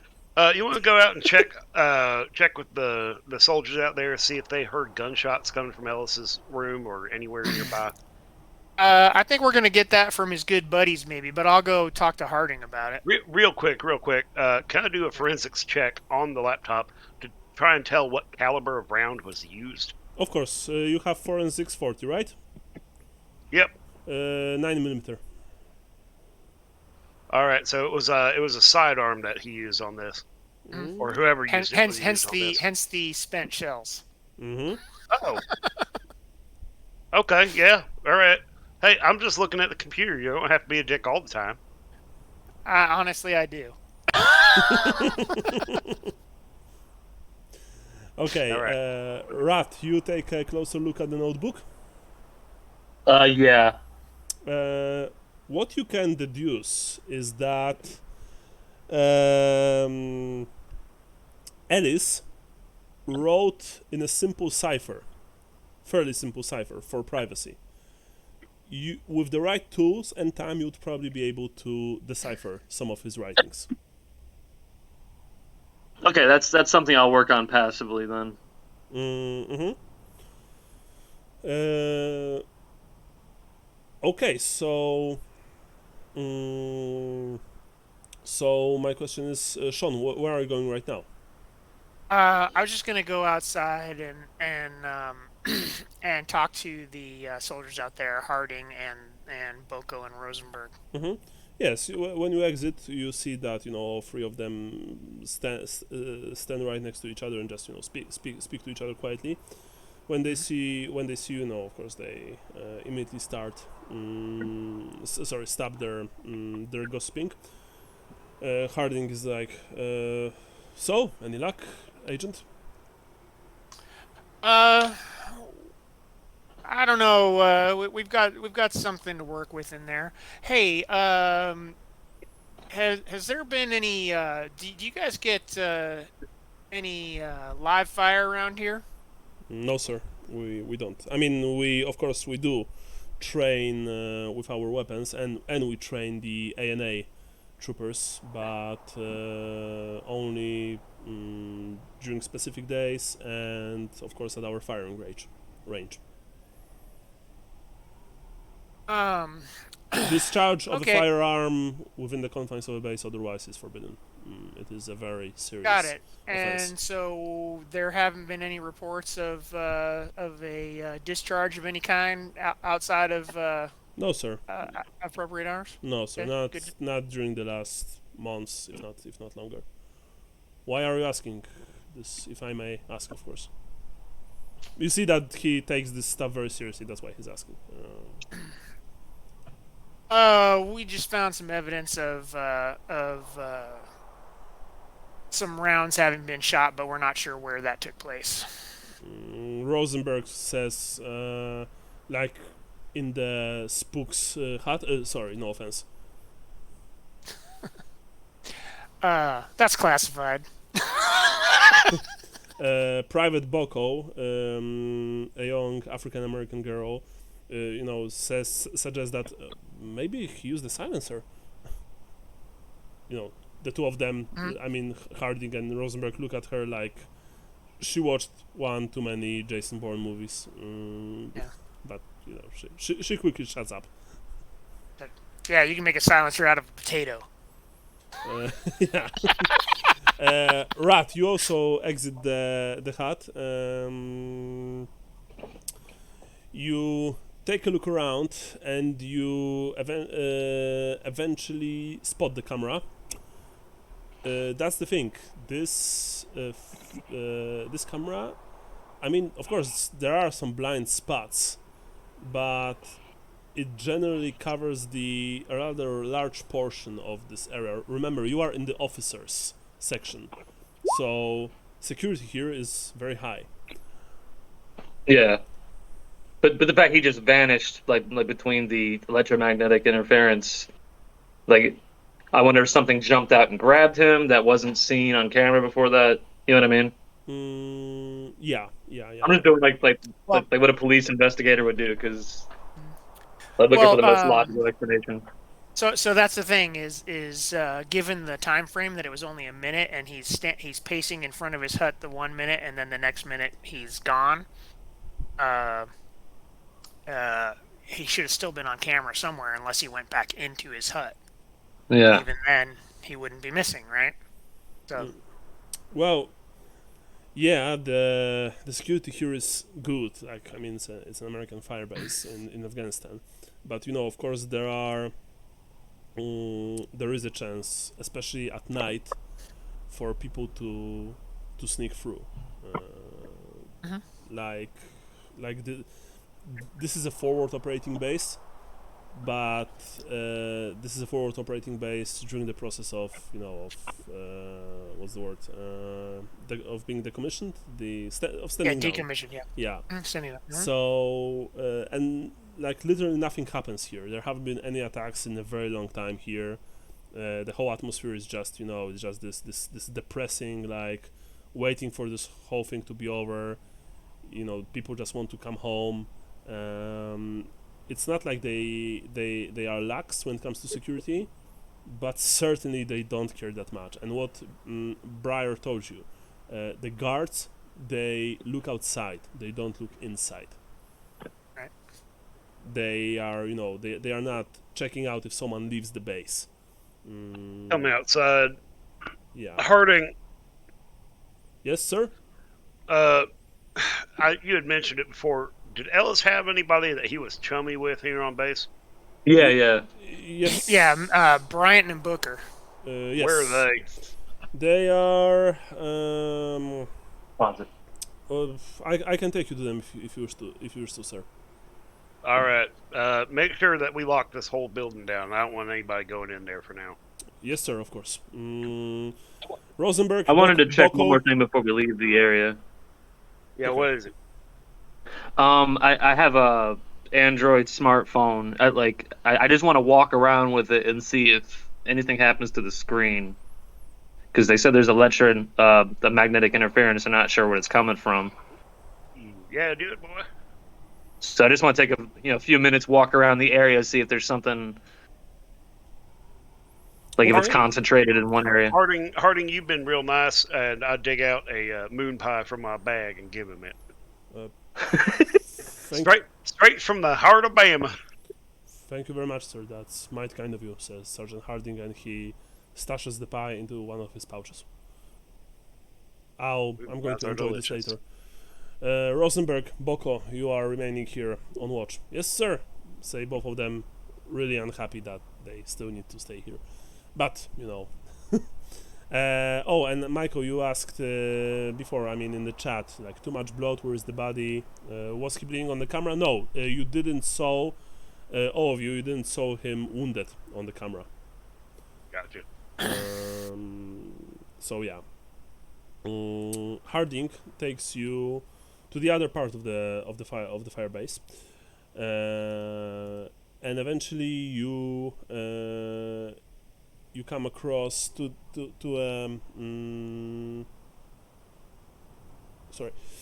eventually you reach the the machine park, the part where there are where they keep their vehicles, old Humvees, MRAPs, well, two MRAPs.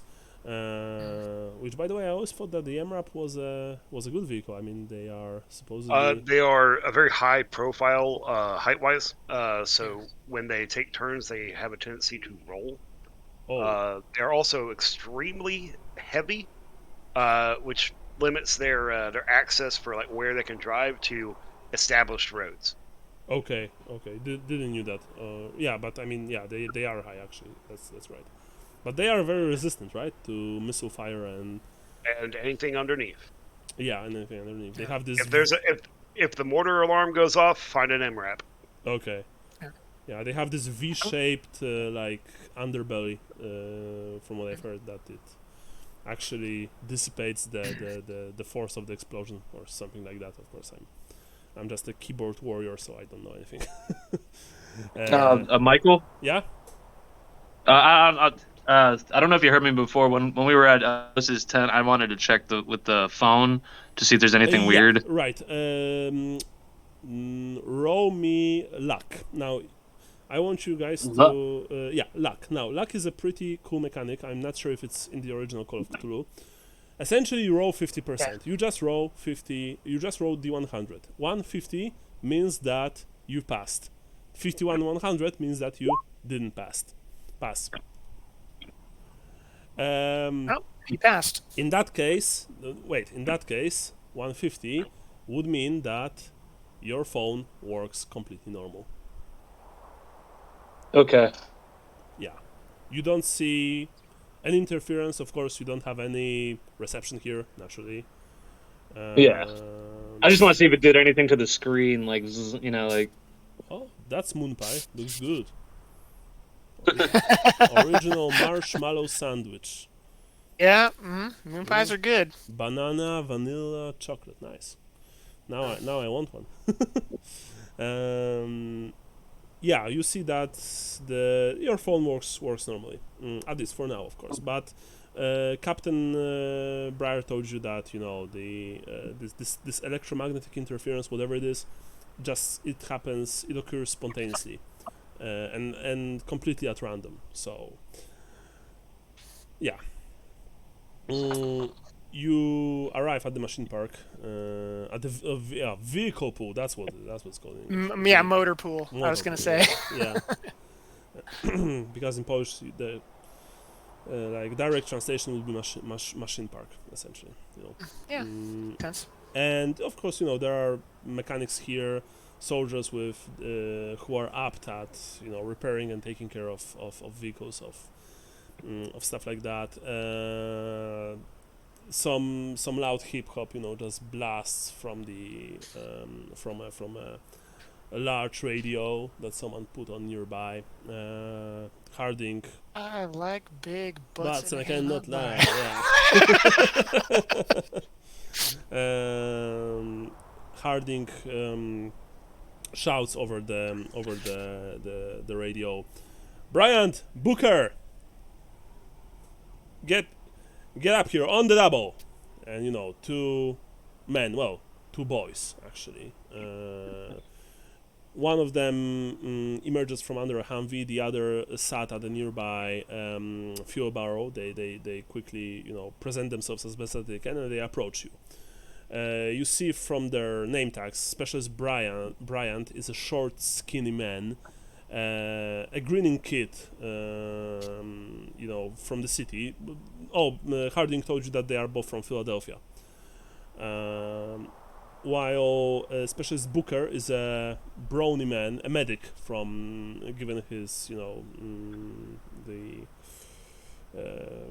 symbols on his uniform. It's clear that he's in a good shape. It's also clear that the two men are fast friends. They of course salute Harding, and they look at you, not sure if they should salute you or not. But they do salute you eventually anyway, just to be safe. "Yes, sir, Sergeant Harding," cries Specialist Brandt. What can we do for you today?" These men are from the Army Intelligence. You will answer all their questions without any hesitation. Is that clear? You see that both Bryant and Booker, they look a bit more pale, and they look at the three of you with worried looks. Maybe not afraid, but they are certainly not When did too you sure. boys ship out? When did you boys ship out? Because you guys are greener than spinach. "Well, sir," says Booker, who clearly probably he acts like an older brother to Brandt. You guess, all of you, given how they act together. "Well, sir, hopefully very soon, but we're not sure yet." No. Not ship out of here. When did you come here? Well, we came here like a year ago, I believe, if not more. Gotcha. How long did y'all get on with Ellis? They, they look at each other, nervously, obviously nervously. And by the way, how much human do every one of you has? 10%. 10%. Okay. Michael. Base. 10%. 10%. 10%. Brian. 10%. 50 is the stat. Okay, So you have 50%. So you have 50%. So Rat, you see that Bryant, he's very smart and very quick on the uptake. The skinny kid. You immediately recognize potential in him. He could go far, but you also have this feeling that he's the kind of kid who either has no money or maybe discipline for college, and he probably uses all of his intelligence on video games and cars. You guess. Okay. When you ask them about Ellis, Harding, takes a few steps back and engages in a conversation with a nearby soldier. He understands once again that this is your job, so he doesn't want to interfere in any way. Well, sir. Sorry. Just like to cut in real quick before you throw any explanations out, before you tell me anything. Harding's going to be back there talking to whoever the fuck he wants to talk to. I don't give a shit about the whole rank, about the whole decorum, all that shit. This is the Army, blah, blah, blah. I get that. We're on a FOB. That's cool. If you want a cigarette, you can have a cigarette. If you want a moon pie, you can have a moon pie. Take a seat. Cut the shit. We're just going to have a friendly chat. I just want to know some shit about Ellis and your relation to Ellis.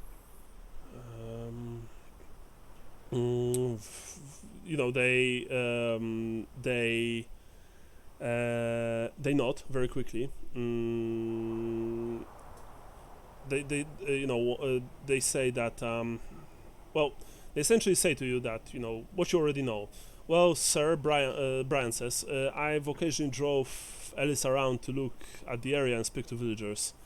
Ellis, well, he would drive out and confirm the location of hills and valleys and roads on the maps. I drove him most often to a village called Kuluchkel. It's about an hour's drive northeast near the border with Pakistan. He ever talked to you about any of the locations he was going to, or did he just? It's here, Kuluchkel. Yep, got it. Did he ever talk to you about any of the locations he was having you take him to, or was he pretty hush on that? Okay, my question, Michael, do you have Persuade? I don't. I was hoping on the pure. Yeah, I know. Kindness of. I'm gonna toss the pack of cigarettes as an American Bryant. Christian man carrying cigarettes and moon pies, I was hoping I could get this done. Actually, yeah, this does help.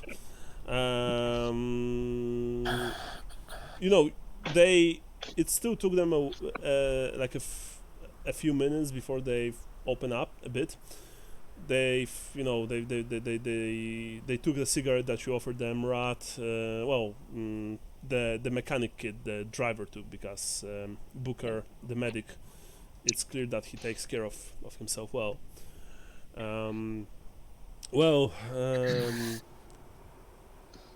Why you ask about the village? Yes. Yep.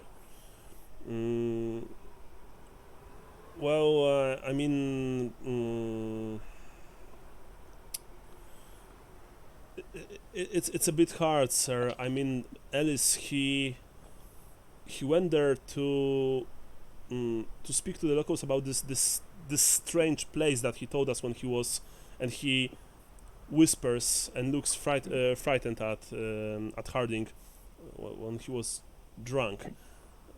Drunkest, actually. I mean, me and Booker, we also drank with him a bit.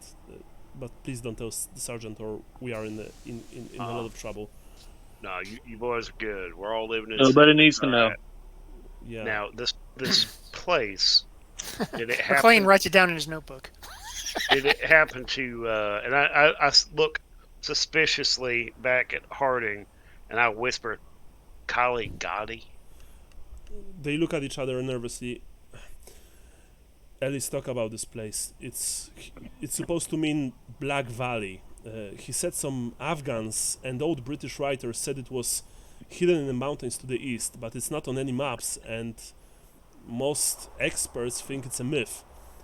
Supposedly, it lay under Varjita Mountain, which stands about 40 kilometers north of our fire base. But those were just rumors. I mean, we don't really think that Kali Ghati is out there, and I mean the Taliban would have destroyed it or taken it over by now. Oh yeah, no. We're just trying to piece together what kind of mad ramblings we had found, and just try and find this guy. Wait a minute. What was Kali Ghati means Black Valley, but was it actually a temple?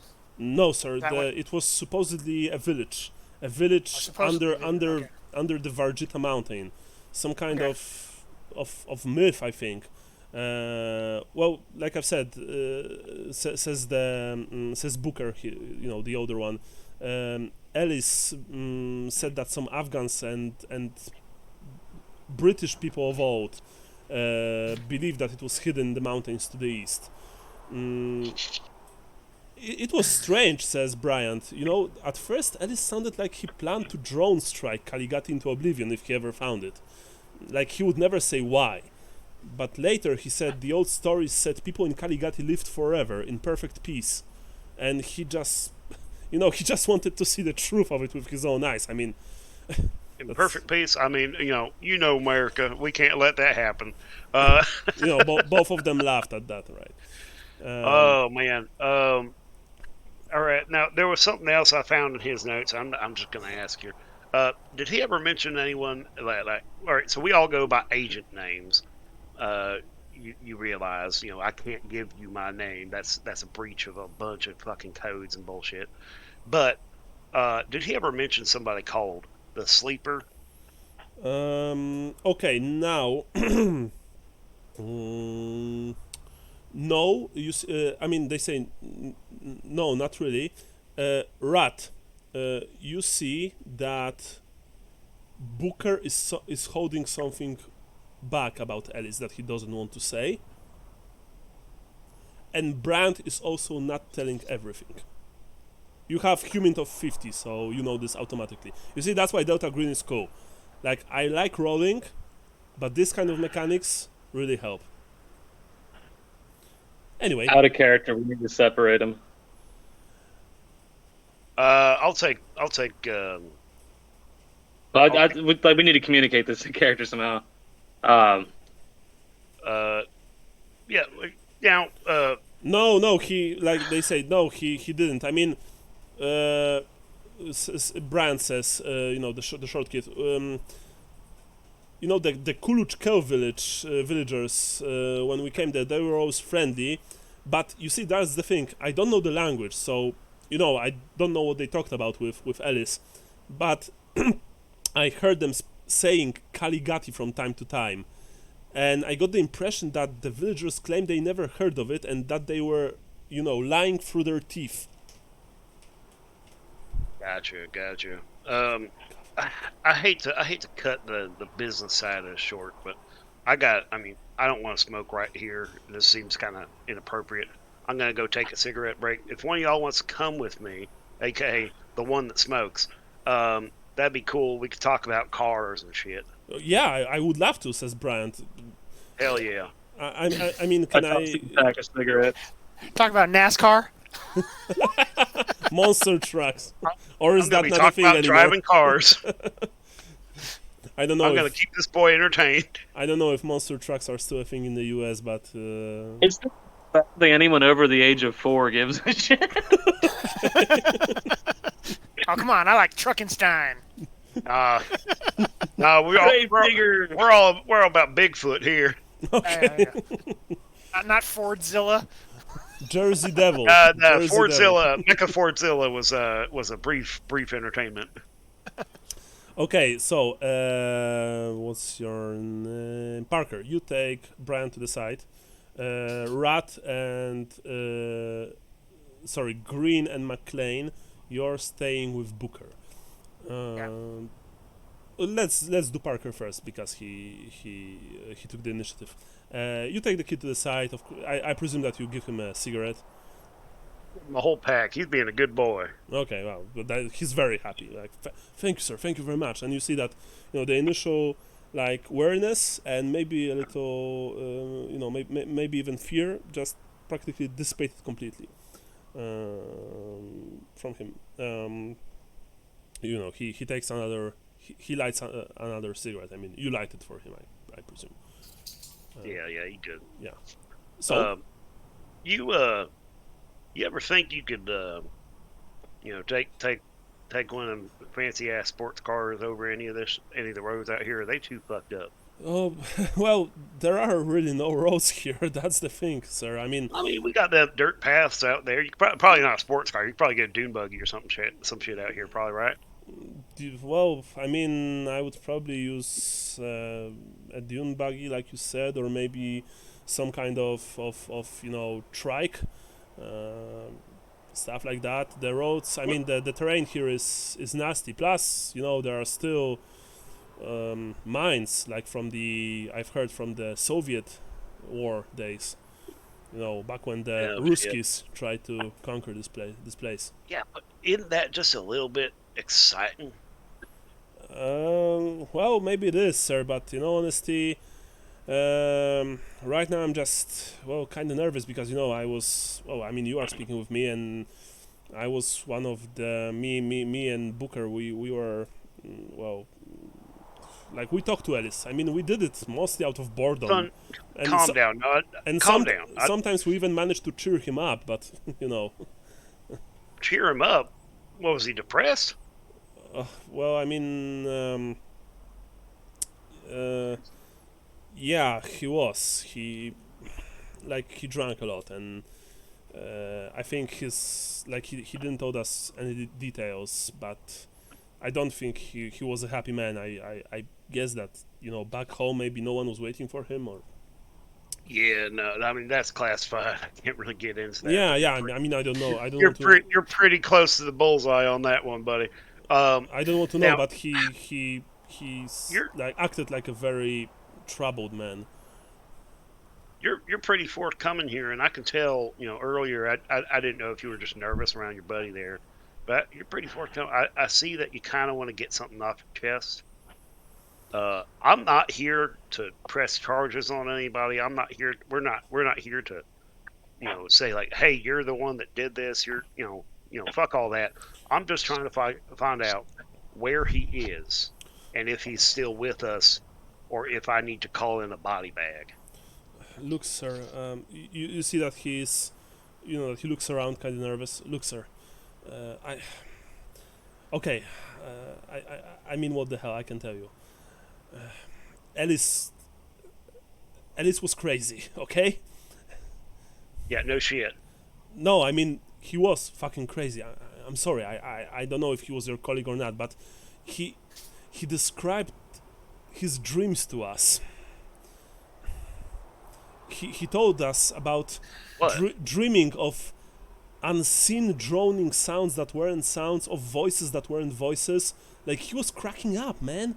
He talked way too crazy for an army into officer, let alone a CIA. I know he drank, man. Did he smuggle anything else in? No, he that's the thing, that this wasn't booze.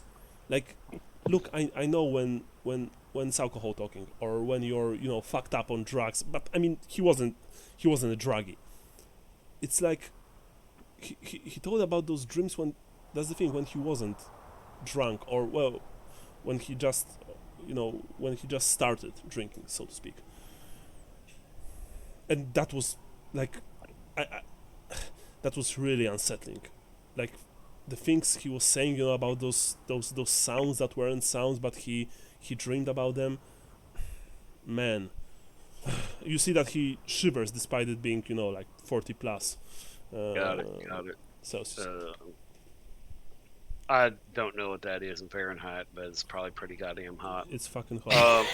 Like, when I was in Miami in '99, I believe, and it was summer, I think. I don't remember. It was like 43 Celsius. But it's like 96 degrees outside. Yeah. All right. I Sure mean, to it. I only got a couple more questions here, bud, and you've been real good, so I'm going to help you out a little bit. I can't help you out on the drinking thing, but Well, I you've mean, been I, real. I I didn't drink as much as he. I mean, we just Hey, we no, just drank a no, no, bit. no, no, no. Like, I'm not saying I'm going to tell nobody. You're all right. You're fine. thank you, sir. Whatever somebody wants to do in their private time while they're in the enlisted forces and trying to follow a code of honor, that's on them. I'm not here to shame you on it, but that is kind of fucked. You're okay. Uh, I open up my box and I hand him a couple of moon pies. I'm like, here's for helping me out. I got one more question on this.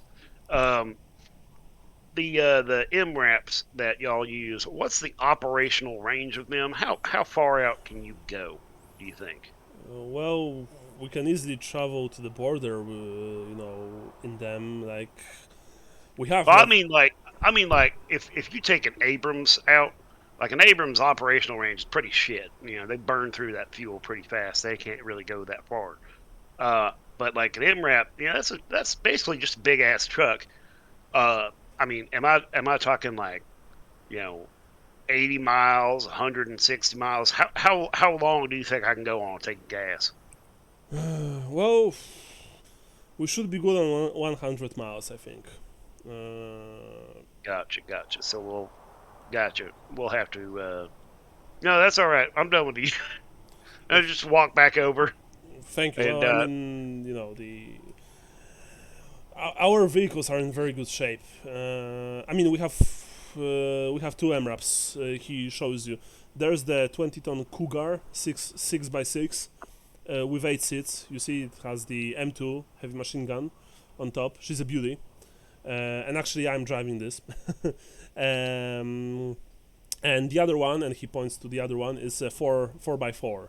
It usually acts as an escort. I mean, our commander, and he does this smirk. He's incredibly protective of them. Like sometimes I even think that he's more protective of them than of us. So yeah. Gotcha. Hey, Green. Yeah. If we're planning on going anywhere in those MRAPs, we're gonna have to take some additional fuel. They ain't got much of an operational range. I think we're gonna have to take some fuel with us. I can't hear what you're talking about, so I just give a thumbs up. I'm sitting back with Booker, right? Yeah, you and And I you walked and back McLean. over. Yeah. Oh yeah. Hey, yeah. can we take a 5-minute piss break? Yeah, sure. Piss break sounds good. Are you just gonna pee in front of them? I wanted to talk to a Booker a little bit while All right, Agent Parker was talking. Yeah, but wait let's till I can get back to take let's notes. yeah, let's wait when Sean gets back. We'll Yeah. Yeah, we'll return and you guys can question Booker. No problem. All right. Hey, Michael. I'm gonna grab Yeah? some to eat real quick. I'll be back.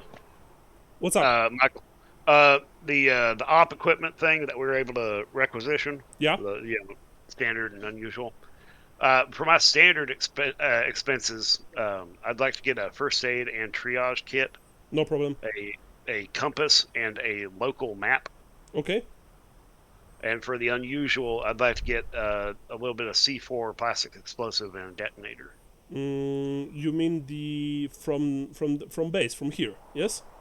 Yes. Okay, but for you've wrote for the bureaucracy already. No. Where is that? Okay, first of all, you have to speak to Brian. I mean, not Brian, the Captain Breyer. Okay. For that. Oh, we'll do that later then. And if you want the unusual stuff, you need to roll bureaucracy to requisition it. Boy, let's see if this can happen. Yeah. Oh no, it's so close.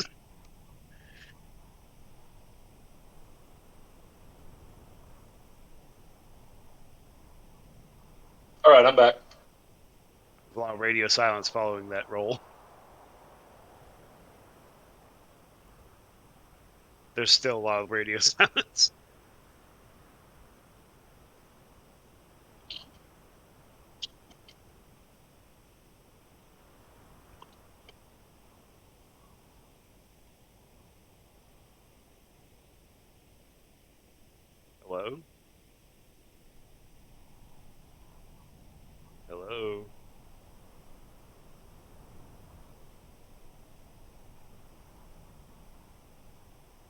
I might be out of this. I don't know. Anybody hear me? I am back. I can hear you. I'm here, but I'm eating potato chips, so I'm muting. But you could have at least said something. So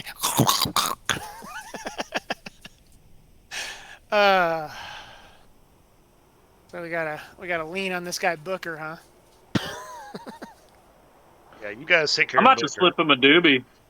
Yeah, there you go. Fuck, Play yeah, bad dude. cop, bad cop. Bad cop. No, bad cop and a rad cop. Oh, there you go. Hey, sorry about my buddy here. He's kind of a rad one. Mm-hmm.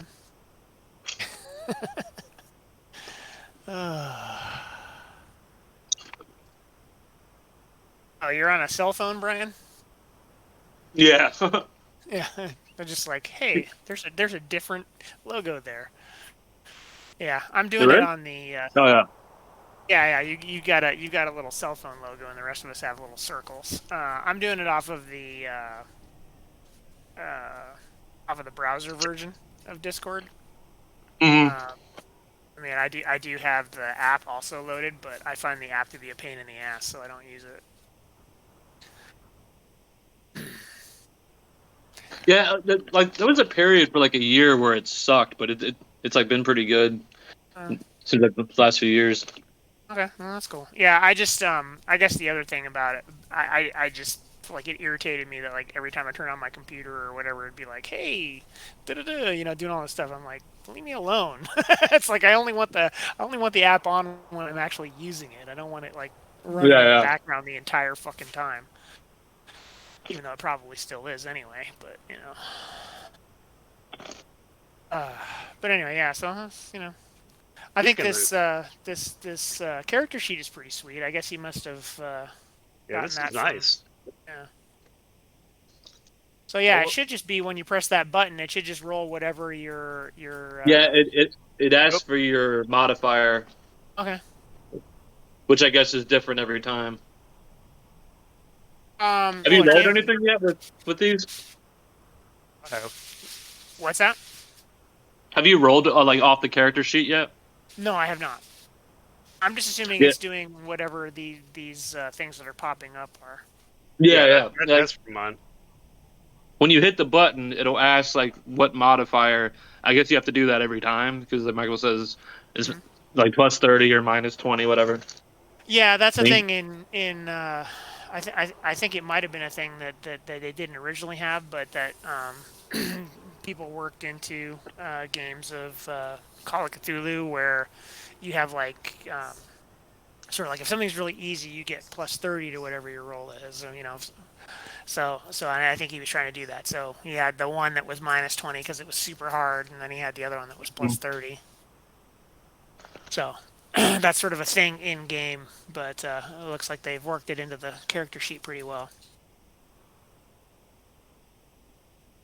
Yeah, I'm liking it so far. I feel like a dumbass not having any forensics though. Like being an ex-cop. Oh yeah. Oh, I didn't know you were an ex-cop. Yeah. You might have just been a street beater, dude. Well, no, I was an investigator, so the way I'm playing it is like you should I was have more. forensics then. Yeah. So I'm the way I'm playing it is like I was more like for interrogations and like character witnesses or not character witnesses, but like like profiling people and stuff. My guy is basically just a pilot. That's his deal. And He's kind a of what? An asshole. He's a pilot. Yeah, and an asshole. But that's his deal. I'm hoping we can find like an old Soviet era helicopter that I can Rambo us out of here. Are they a volunteer firefighter attached to the Coleman Coal Nitration Works? All right. Yeah, I thought for sure because you had all the forensics and demolitions that you were like a backdraft. The only reason that I know enough about this is two coworkers of mine. That's their job. Cool. That is cool though. Yeah. Also, and according in line with the passing somebody a doobie thing, sadly I had to fire 2 employees this past week. Bummer. through a mandatory drug screening. Yeah, that sucks. It's bullshit. Yeah. Did they have like medical marijuana? One of them did, and it's Yeah. just company policy. Yeah, no. Well, that's exactly what I got told when I signed on with the school district. It was like, we don't care if you have a medical marijuana thing. If you show up to work, high, It you're wasn't that they fired. showed up. It was Yeah. it was in their system. Right, like, exactly. No shit. Like no shit. Max has it in his system. The boy has a green card because of his arthritis. Yeah, yeah. Well, no, yeah. That's exactly that's the thing. Is we had at least the thing. I mean, I don't smoke weed anymore, but we have the thing where they don't test us unless they think they have a reason to test us.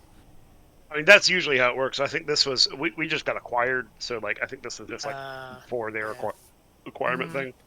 Yeah. You don't get drug tested unless something happens. So like when I got chloroform in my eye, they drug tested me. Yeah. It's like, no, I was just drunk. Yeah. It's like chloroform's got an alcohol content, guys. I was just a little drunk. Yeah. Got drunk through the eyeball. Yeah, Jesus. Well, I'm glad you're okay from getting chloroform in your eye, because that must I'm have all sucked. right. Yeah. Well, still getting that kind of shit in your eye. Not, can't be not pleasant. great. Not great. Probably the cleanest thing that you could probably get on you at work. Yes. The least toxic. Oh, okay. Not like getting hexane in the eye. Oh fuck, dude! I'm If here. I had gotten hexane in the eye, I might have actually sued my job. Everyone's here. That's a drastically shortened lifespan if that happens. Yep. Yeah. What's hexing? Yes, we are here, I think. Hexane's a hydrocarbon. Yeah. Hexane, propane. Okay. It's an extremely flammable solvent, Yeah. organic solvent. Yeah. No, it's bad news. You don't want to be around it if you can help it. And you don't In your want to daily die. life. Okay. Yeah. Of which I handle probably about 55 gallons of it a day. Yeah, exactly. Wow. That's crazy. A bit. I also handle a shitload of ether, Ooh. which is So- explosive. Yeah, I was gonna say. So you can soup up your car. Ain't nobody gonna be making this Mazda go that fast. Okay. Green and McLean. You've stayed with Booker, right? Yeah. Okay. Yes. And Green has noticed that he is holding something back, Yeah. and McLean is completely oblivious. Yeah. So, Green, what are you doing? I'm gonna try and just have some fun with him. Be like a Kaligata. That's in that one movie, isn't it? That's when Indiana Jones and Temple of Doom. That's before they got really bad, right? He looks at you and he's like, I don't really know, sir. I think I watched it when I was a kid, but I don't remember. Wait. Kaligata, and I'm gonna jump out at him and act like I'm ripping his heart out, like kind of He's joking like, with. whoa. He's like, whoa. Like, look, this is. Kali Ma. Yeah. I mean, look, Ellis. We told you, like Ellis told us about this whole thing, the Black Valley, but we don't know anything more about it. All that drinking you did together? Well, I mean, I don't actually know this from the other conversation we had. I know it because the dude had a bunch of alcohol, and I'm assuming. He looks very nervous. He looks at you. He looks around. Look. Okay, we drank with him. Okay, we drank with Ellis. He got vodka on the base, and it's legal. But we didn't do anything stupid. And I mean, the man. He got like hammered every night. But but not us. All right. I'm not saying you did. I'm just, you know, You man see, with that much booze, he definitely shares with his friends, and he doesn't seem to talk to anybody else except you two. mm, you see once again that Booker looks like he's holding something back, like he wants to say, but he's not sure if he should. He even like bits his lower lip a bit, just for a second. So you're the one on base with the keys to the pharmacy, huh? Yes, I well, I envy you, mean, man. I'm a medic. I'm not the base's doctor. I'm taking care of my squad mates in the field if the need arises, sir. Yeah, but you got some fun stuff in your toolbox, I'm sure, right? What do you mean fun stuff? I mean, I like turn around to see if Harding is Harding is watching or listening. standing. He's still speaking to the other soldier, near a Humvee, not far from you, but he's not listening. I like gesture to Harding and then shrug to a Booker, like he's not listening. It's good. I don't care. I'm not the cops. I was, but I'm not. You have to I tell me don't if care you're a about this cop. shit. Oh, okay, McLean, because you are also here, when you listen to Green speaking to the kid like that, you add anything from yourself, or? I was like, hey, we're all friends here. It's like, look, kid. I don't know if I'm older than him, or I guess I am older than him. It's like, we're not here to bust you for, hanging out with pals, having a little party. We're just here to find out what the fuck this guy was doing before he disappeared. Okay, look, Shit, worst case, I was looking to trade. there was this one strange incident, okay?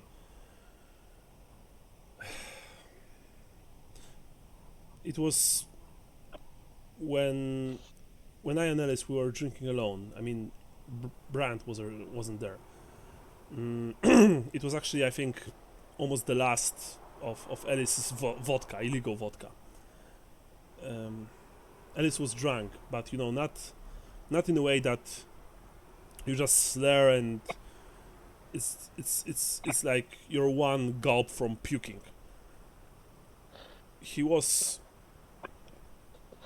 senile. I mean, he knew what he was talking, and he told me.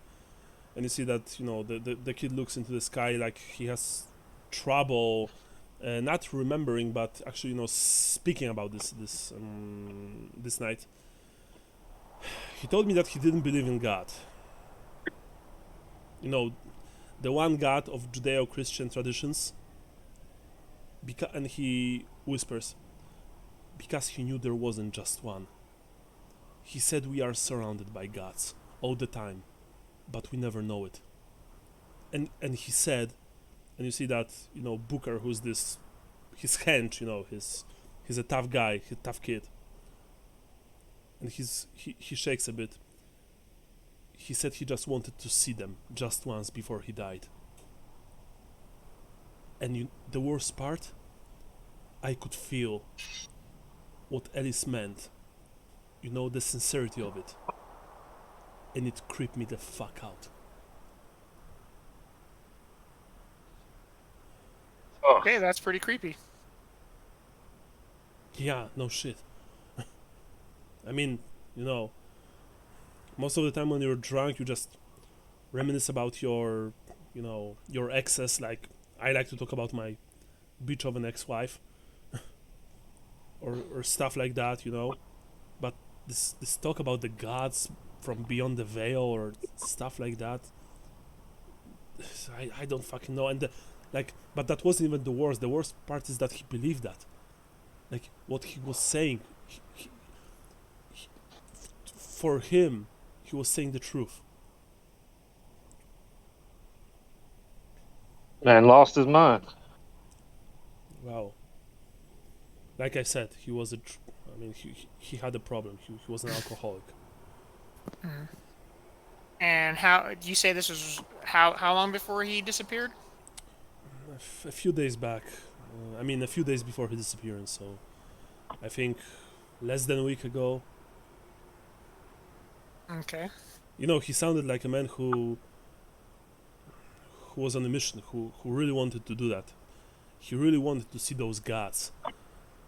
Right before he, just, before he died. For a second, I mean, next morning I went to check on him because, when I remembered what he was saying, I thought that he might, try to kill himself, right? This is some suicide shit talking. But Yeah. but he was fine. I mean, he had a hangover like every morning, but he was fine. And then he disappeared, and well, I don't know. When you guys were off base, did he ever shoot off his gun or? No. No, I mean, well, I wasn't off base with him. Brand was. They've traveled to the, what's the word, Kuluchkel village. It's the nearest Right. village to our forward operating base. Yes, I've seen the maps. Yeah, it's like it's like an hour's drive northeast through rough hills. It's not far from here. Well, Brand told me that he went there quite often. He drove with him. Ellis spoke to the to the villagers. He never told us what he was speaking with them about, but like like we said before, this Ghati thing, Brand was sure that they've mentioned it, but they also like acted like they didn't knew. I mean, I don't know. You guys are what? You are intelligence, right? I'm just telling you what I saw, what I heard. We don't want any troubles. We don't want any trouble. I mean, You're good. You're good. and you see that he's. That's practically it. He doesn't have anything else, honestly, to add.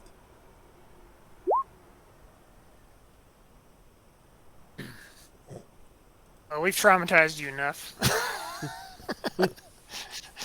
Anything else to add? You son of a bitch. You never even saw that movie. I was probably born after that movie was made. Wasn't born yet. Yeah.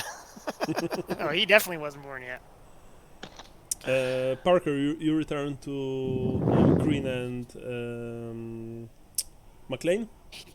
Yeah, buddy, I'm back. Okay. Oh, you are back. Okay. Sorry, I just spilled some water. One sec. Go ahead. I'm listening. Luke says, Parker returns with Brandt, and Booker speaks to you all. Look, if that's everything, we kind of need to return to our duties. Well, just be on call. We might need to drive out to this Coolidge Kell place. And I might want to talk about cars again. I can take you there, says Brandt. Like I took Ellis. You just need to get an all clear from the captain, and we're good, right? It's less than an hour from here, and the trek is not particularly enjoyable, Afghan hills and all, but nothing bad happens here. This is like a ghost province, in all honesty. Nothing bad happens in Afghanistan. No, not in Afghanistan. Here. Well, I mean, if nothing bad happened, we wouldn't be here. Booker says, well, if you say so, sir. Yeah, think about that. My brain hurts now. Harding also approaches you. Sirs, sorry to interrupt. Is everything okay? Yeah, we good, buddy. Yeah. All right, Brandt, Booker, return to your duties. Yes, sir, Sergeant. And they've both of them got up. They've half saluted, half just excused themselves, and they've returned to their work. I mean, Brandt went under the Humvee, and Booker just sits on the drum barrel, and they speak quietly to each other. So, do we have our own quarters, or are we just using? Yeah, you Okay. have. I mean, like I've said before, the base used to hold a lot more soldiers, so you've been given a single hut for all of you. That's more than enough. Mm-hmm. So, what do you say, fellas? We go find our hooch here, and we get set up to examine the materials that we've collected.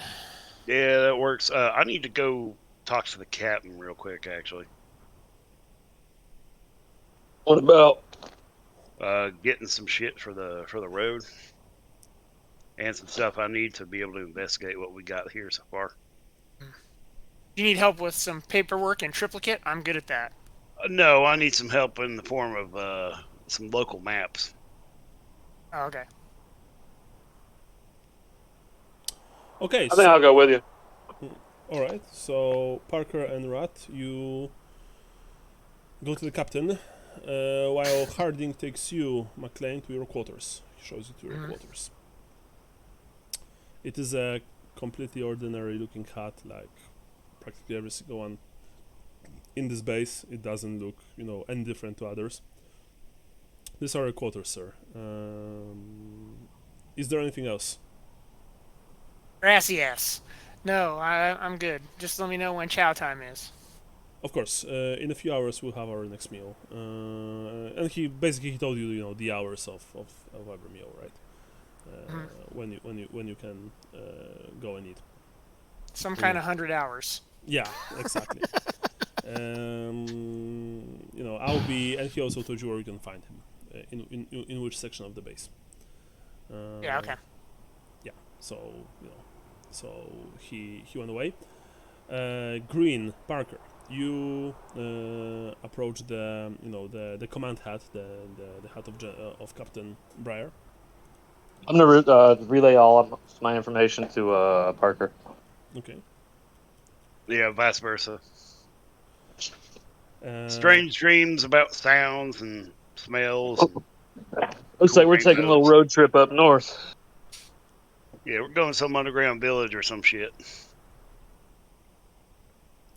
I think we'll need I don't know much about how these drones work, but maybe we can get access to one so we can see where we can't go yet.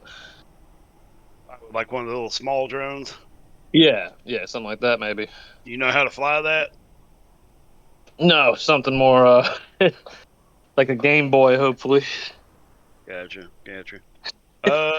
Yeah, that'll work. I mean, worst comes to worst. Hopefully I can convince this boy to give me something a little bit more... And the commander said he'd send us out with five guys. Just a quick question. Would I be able to fly a drone? Or is that a different skill This from is a different flying? skill. This is a specified skill that you can have as flying, actually.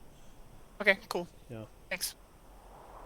Right, you approach Captain Byers' command center, command hut. Of course, outside there's a single guard, but when he sees you, he just asks you to wait here for a second, and he'll tell the captain that you want to enter. Want to visit. Yeah, visit. Like literally 3 seconds later, he emerges. The captain will see you, sirs. Please enter. I walk in. Yeah, you walk in. Byers is, standing with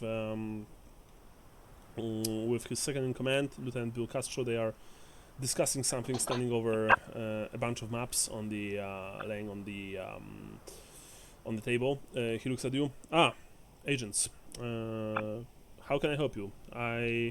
I've heard that you visited Ellis's hut and that you've talked to some of my men. I hope that everything is in order.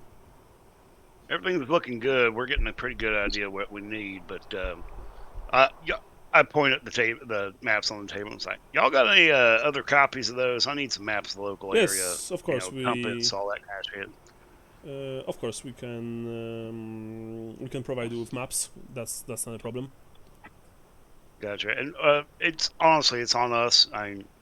Being with the CIA, we don't really usually do a lot of field ops overseas. At least I haven't. And it was failure on my part. I didn't really pack right. But y'all got like a spare first aid triage kit I can have? No problem. We can also supply with that. Of Good, course. thank you, sir. Anything else? The men you said you could send out with us. Yes. Can any of them operate a small drone?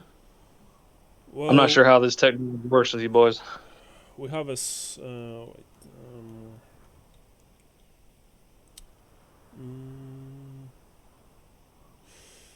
well, you want to send a drone out, None of the big ones you see on TV, but you know. and I can allow this. We've already sent one over Varjita. An electromagnetic surge shorted out the drone a mile from the base and was never seen again. And there is no hope of finding the wreckage in the tumbled terrain. The army won't send another. Those things don't grow on trees. You can of course. Do you have these? Sorry, go ahead. You can of course look at the footage, but I'm afraid that it's profoundly uninformative. He says. I mean, Green, I think what we're going to end up having to do here is just, get some binoculars, just keep a distance. I'd like to take the surveillance footage back to my tent with me to study tonight, if that's all right. Of course, and he asked Castro to download the footage on a small flash drive and hand it to you. These electromagnetic interferences. Do you have these logged anywhere? No, we don't. They are random, chaotic in nature almost. But the ones that knock your systems down, do you report that in any kind of log? Well, no. I mean, what can we say? That the mountains of Afghanistan have an especially high number of minerals that generate this kind of interference. This is part of the job, Agent.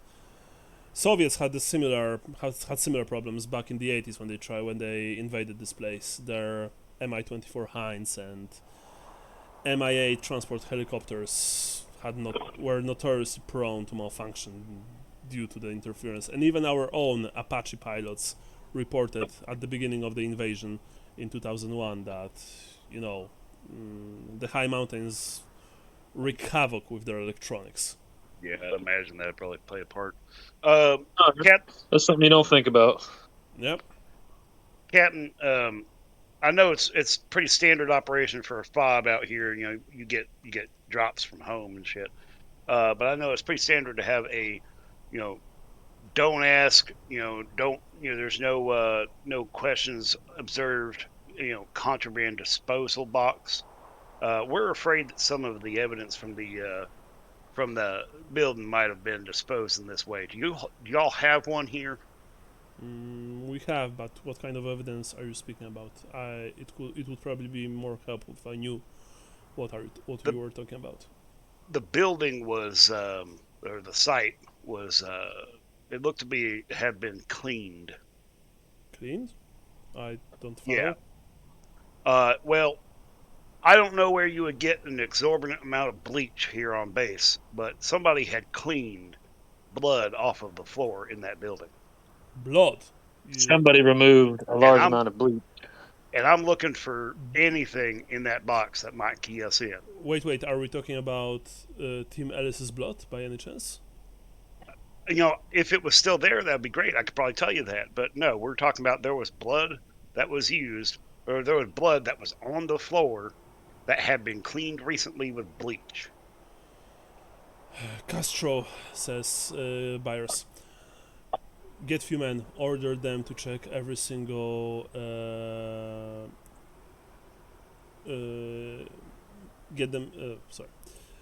ask them to check the base's trash for any strange things. I would like to accompany the men. As part of my training, I've got a forensic eye for this. Of course, Agent Parker. You are free to do so. You will go with Lieutenant Castro. Please follow me, sir, says Castro.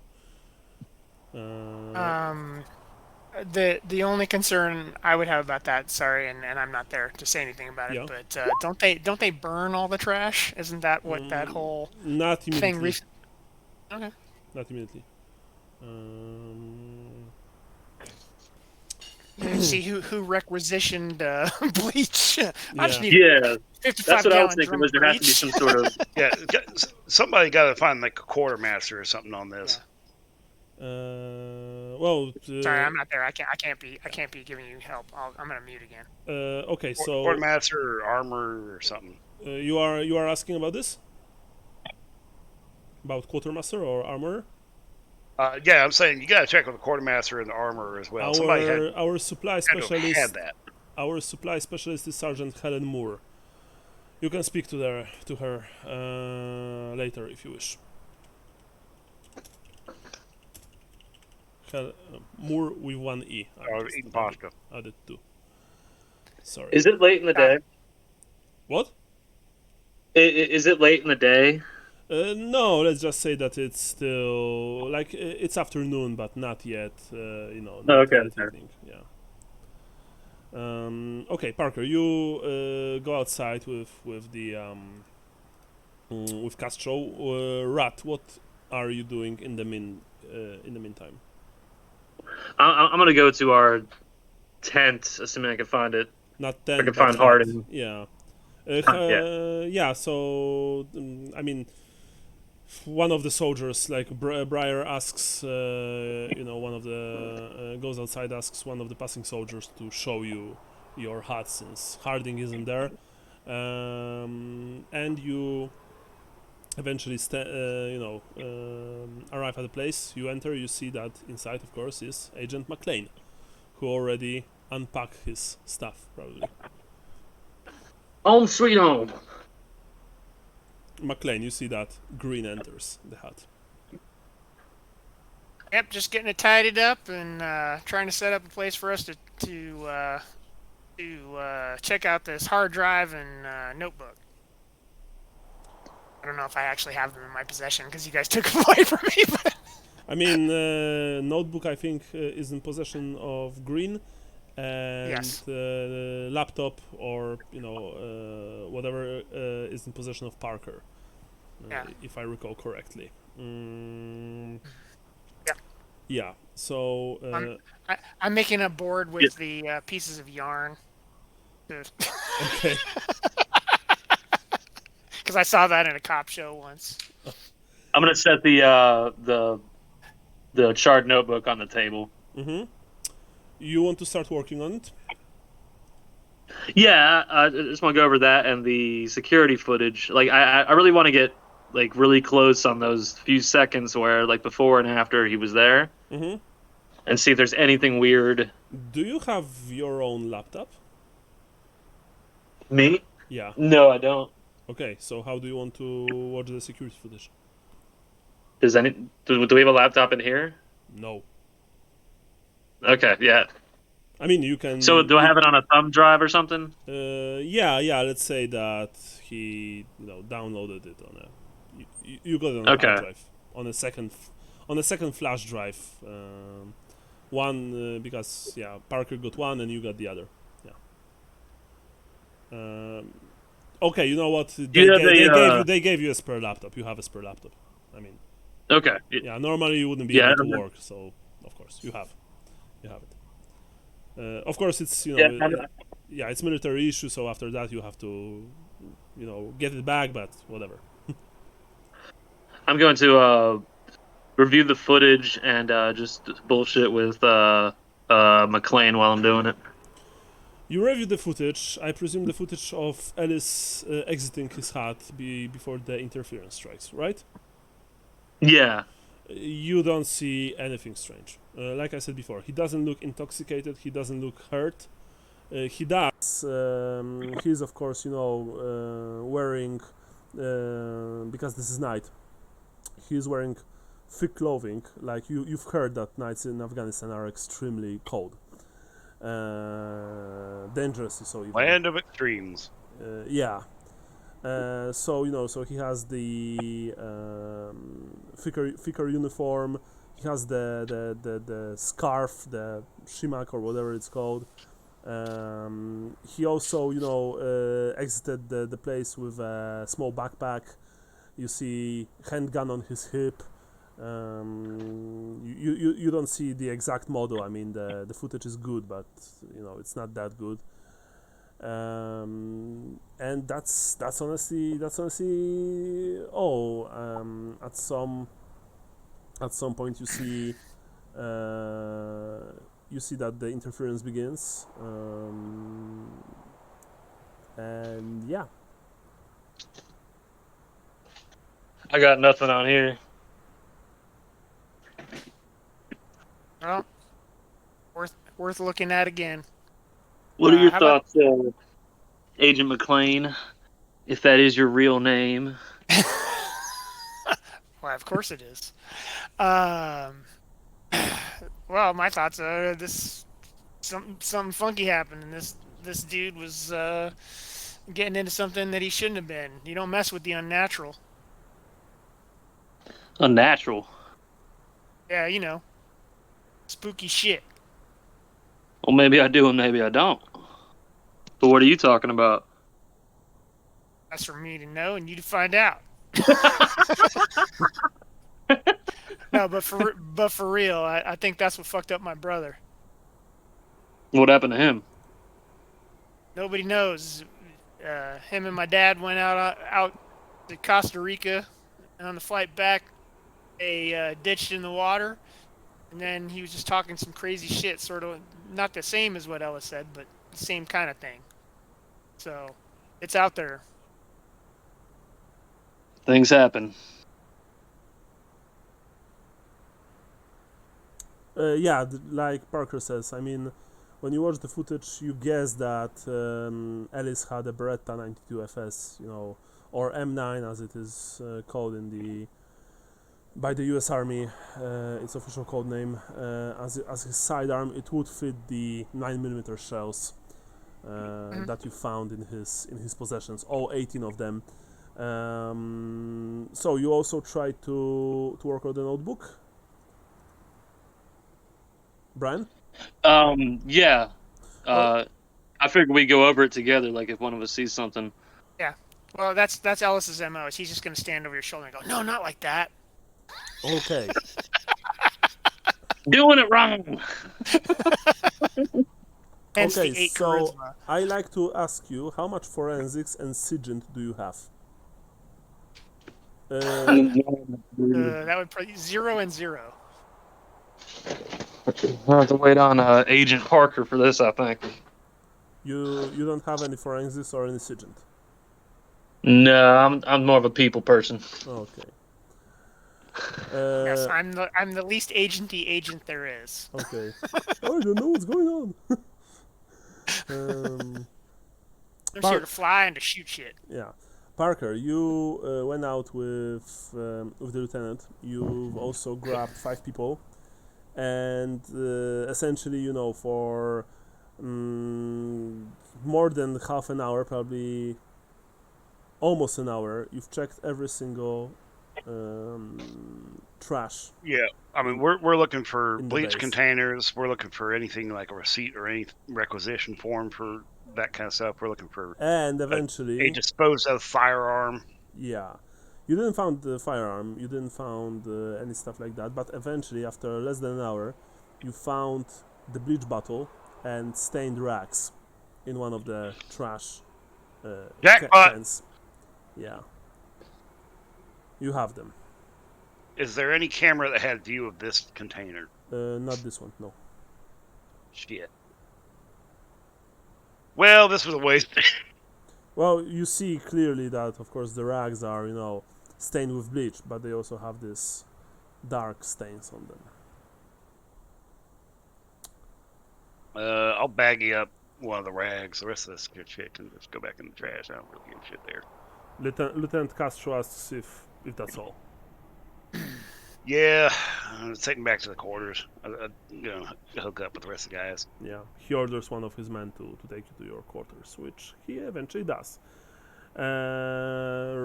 Green and McLean, you are trying to to decipher this fucking book or whatever, but no luck. But eventually, the door opens and Agent Parker enters.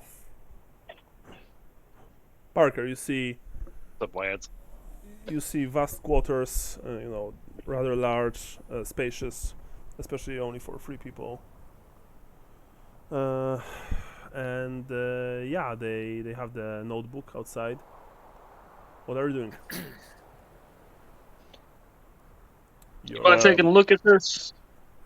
Yeah, I mean, do we have we got access to a laptop at all? Yeah, you have. Yeah, right here. Cool. I don't really know how to install the hard drive. I just took it out. But Well, it's just the reverse of taking it out, man. Come on. I mean, it's easy to take something apart. You just remove parts until it comes out. Putting it back in. Sometimes you gotta pry a few things, but No, I mean, you won't probably be able to do it without the help from some kind of technical officer or stuff like that. I was gonna say, you guys want to work on this? Give me the hard drive, and I'll take it to take it to the armor or somebody. Yeah, yeah. Whoever's in charge, whoever Actually, knows something about you can just take it. things. You've been told earlier that Sergeant Zucker is the base communication specialist. There you go. There you go. It's right there. Zuckerberg? What? Yeah, Zucker. I knew that. Zuckers. Zucker Sam's. I have never heard a name like that before. That's you know what this reminds me of. It reminds me of that old like NES Japanese meme of like the baseball player names, the American baseball player names. Like Bucko Blue Bows. Yeah. Random words. Random. What's his face? Yeah. Okay. Big Mac large huge. Yes, exactly. Okay. So who takes the laptop to Zucker Sam's? Ellis will take the. I guess we just have the hard drive now because we ditched. Yeah, the sorry, shot the hard drive. Found it. Yeah. Cleve McDykel. Ellis offers to take the hard drive to Sergeant Sam's. Okay. So my question is, Rat, are you asking Parker to take a look at the notebook? yeah, I'm gonna get my Pop-Tarts out too and offer him one. Okay. Yeah, So, I'll take that back. how much Brown sugar. How much forensics and SIGINT do you have, Parker? I have a forensics of 40. Mm-hmm. I have no SIGINT. I don't even know what the hell that is. SIGINT is Code breaking. yeah. Signals intelligence. Yeah. Ah.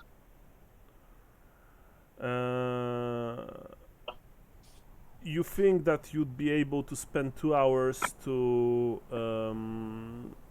like connect most of the dots, and later it would get tricky, but you could try. So what I'm saying is, for 2 hours you don't need to roll, but you have to spend 2 hours to piece this thing together. And I'll give you some clues. If you want more clues, after 2 hours you need to start rolling. All right, yeah, I'll do it. Okay, so you spend 2 hours, going through Ellis's chart notebook. You piece together the chart remains. You try to decipher his this strange code that he used, to write down things. McLean, I guess you are pretty useless here, so you just Right. That's why I'm taking the hard drive to the other guy. To Zuckerberg, Sergeant Sam's. Sergeant Sam's, and Rat. What are you doing in the meanwhile? I'm seeing what Parker comes up with, I guess. Okay, so Parker. I also want to gauge, like, are there other, like, how safe is it to smoke my weed here? Yeah, it's really safe. It's really safe. You don't have any guards outside. Your hut is Like it's on the, of course it's within the base, but it's like far away from other occupied huts. So you're alone here, and it's probably on purpose, since Briar and other things that you are spooks. I'm gonna offer one to Parker here. Blaze it every day. I'll take it after I get to work done before I get fucked. Okay. Kind of open your mind a little bit. After I decipher all those 420 pages. Yeah, sorry. I never understood why it's Good joke, Dad. like it's 420. Like, what does this symbolize? Isn't that the Nobody area does. code in Denver? I thought It's it was Hitler's the area birthday, isn't it? code in Denver. Well, yeah, it No. is also Hitler's birthday. And supposedly it was Notorious like a weed time smoker, Hitler. some high school in California, some kids would smoke after school at a certain. Oh, that's It's like an urban legend. It's turned into, like, nobody really knows what started it or what it means. You know what I mean? It's just Yeah. symbolic of weed, I guess. Okay, so 420, bro. you got the greens. I was gonna say, isn't that wasn't Elon Musk trying to pay $4.20 per share for Twitter or something? I don't know, but Elon Musk smoked weed during one of his interviews, if I recall correctly. Yeah, with Yeah. my buddy Joe Rogan. Yeah, Joe Rogan, exactly. Oh yeah, Joseph R. Experience. Yes. Oh God. So this is bubblegum truffle perp. I grow it myself. If you like it, damn it. let me know. I can hook you up, man. Oh my God, why is it happening, man?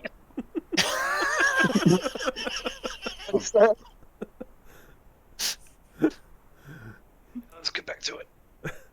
Okay, so I would like you to roll me your forensics, Michael. Any mod? Not really, no. Boom, boom, boom. Bam. Damn, some crazy rolls today. That's what I like. So, I'm gonna kill a werewolf again, but with forensic. yes. So you did very well.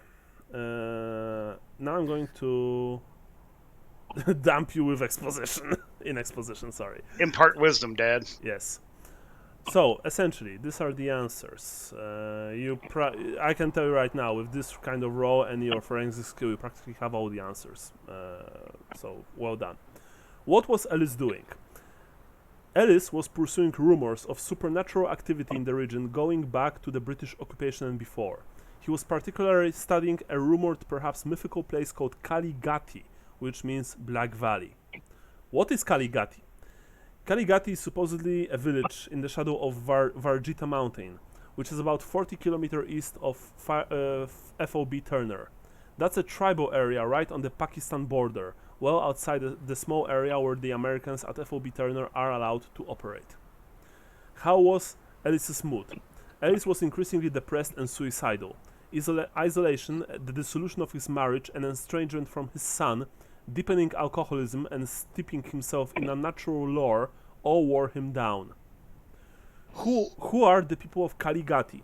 According to the nearby villagers of Kuluj Kel, the Ghati people aren't Muslim, Christian, or Hindu. They worship an old dragon god that has no name. They claim their dragon god is older and mightier than Allah. When there's no moon, they do terrible blasphemous things before an ancient golden idol. By the way, for you, the new moon was 10 days ago. They've lived in the Black Valley longer than anyone knows. The Tsunils, an ancient people whose idol they stole, Tsun was a draconic sun god related to Shiva, shunned them 1,000 years ago. The Muslims of Afghanistan shun them now. Ellis speculatively identified the Ghati dragon god with fringe myths of ancient ascended masters from prehistory. What did Ellis learn from old British sources? By the way, this took you a total of 6 hours to learn, just so you know. So it's evening when you finish. I was gonna say, It's night when you finish. I was gonna say, did he miss dinner? You probably brought him dinner. Okay. Back. What did Ellis learn from old British sources? There are scans of photocopies from Victorian-era British histories of the region that mention Ghati in passing. One author scanned extensively, Colonel Arthur Blythe Merriweather, describes a Ghati guru who explored states of consciousness that led to immortality but could be achieved only by near-death experience. The guru reportedly repeated a mantra in the native language, quote-unquote, of Ghati, said to be unrelated to Urdu or Pashto, which are the languages of Afghan people and Pakistani people. The reproduced pronunciation is gibberish. The author translated it as death awakens the sleeper. The author also said the village vanished altogether when he departed. Now, I assume that you are doing this and speaking to your colleagues about this. I also would like for you guys, if you don't want to like tell the others from the group that you're doing something, then please communicate this. Otherwise, I will like from default assume that you are sharing information. Do you? Yeah, I'm trying to keep up. Okay. Does any of you have occult? Nope. Occult? I think I might have something. I have a 10 in occult. Oh yeah, that's base though. Yes, Michael? I do have 10 in occult. A Colt? You have? I've got a 10. I've got a 10 in a Colt. All of you can roll 10%. You don't have to worry about fumbles. At 10% or plus 10%? At 10%. At 10. Oh! Woo, babe! Oh, you actually have to add something? God damn it. My custom is 0. Let me see, submit. See what happens. Oh, my custom. God damn it. Sorry, I don't know how to roll. No. Okay. Ooh, 100. All right. Yee-hoo. So that's that. And why did Ellis leave the base? Ellis became obsessed with seeing Ghati for himself. Not wanting to put anyone else at risk, he decided to go alone. Okay. How did he slip past the cameras? You don't know. There's nothing there. Creepy. There's no log of a missing vehicle or anything, so he did this on foot? Yes. How long ago did he disappear? 3 nights ago. 72 hours. Yeah. 3 nights, 40 miles. That's kind of a rough journey. I mean, he would have just gotten there just like maybe yesterday. Yeah. Oh, sorry. By the way, the some of this information is also from the hard drive that Sergeant Zucker managed to unlock. He said that Cool. you had a lot of. I mean, you had a lot of luck that none of the bullets actually hit the hard drive, or else it would be, what's the word? That you couldn't restore it. Unrestorable, cool. right? That's the word. Yeah. Probably not. Yeah, you know what I mean. Yeah. So using this information, he. The information from the laptop and from Ellis's notebook that Parker deciphered as best as he could using his skills. You know the things that I've just mentioned. Mm-hmm. Yeah. It's late at night when you finish, when Parker finishes deciphering Ellis's writings. And when Rat and McLean, when you are finishing, with the laptop. By the way, on the laptop there was a bit of information about the cipher that Ellis has used, which made Parker's work a bit easier, because otherwise he would probably be working till the early morning light. Yeah. But all of you are very tired, by the way, especially I'm Parker. going to finish my joint and just sort of think on this. So Eventually pass out in my chair. So just for clarity, when was it a new moon here recently? 10 days ago. Okay. And they do their rituals before or after? When there's On the new moon. when there's no Oh, moon, okay. when there's no Oh, when moon, there's- they do terrible, blasphemous things before an ancient golden idol. This is, of course, according to Alice's notes. Yeah, the So Victorian notes. there wouldn't be another new moon for like another 19 days. It's No, like no. once a This, month. I mean, Alice's took his information partly from the old British sources, but it is also something that he found himself, perhaps by visiting the village of Kuluch Kel, perhaps by some other means, but definitely the reports of Colonel Arthur Blythe Merriweather, helped. I mean, he describes this guru from Ghati who managed to achieve immortality, but only at a terrible cost. The loss of his legs. Yeah, which sucks. Can we look at like maps or the satellite images of where this village would be? For satellite images, you would have to ask the captain. Maps, yes, you have, and when you look at the map, there's no village there. Actually, there are no villages in any vicinity of this place. Well, I mean, it did mention in what we cracked here.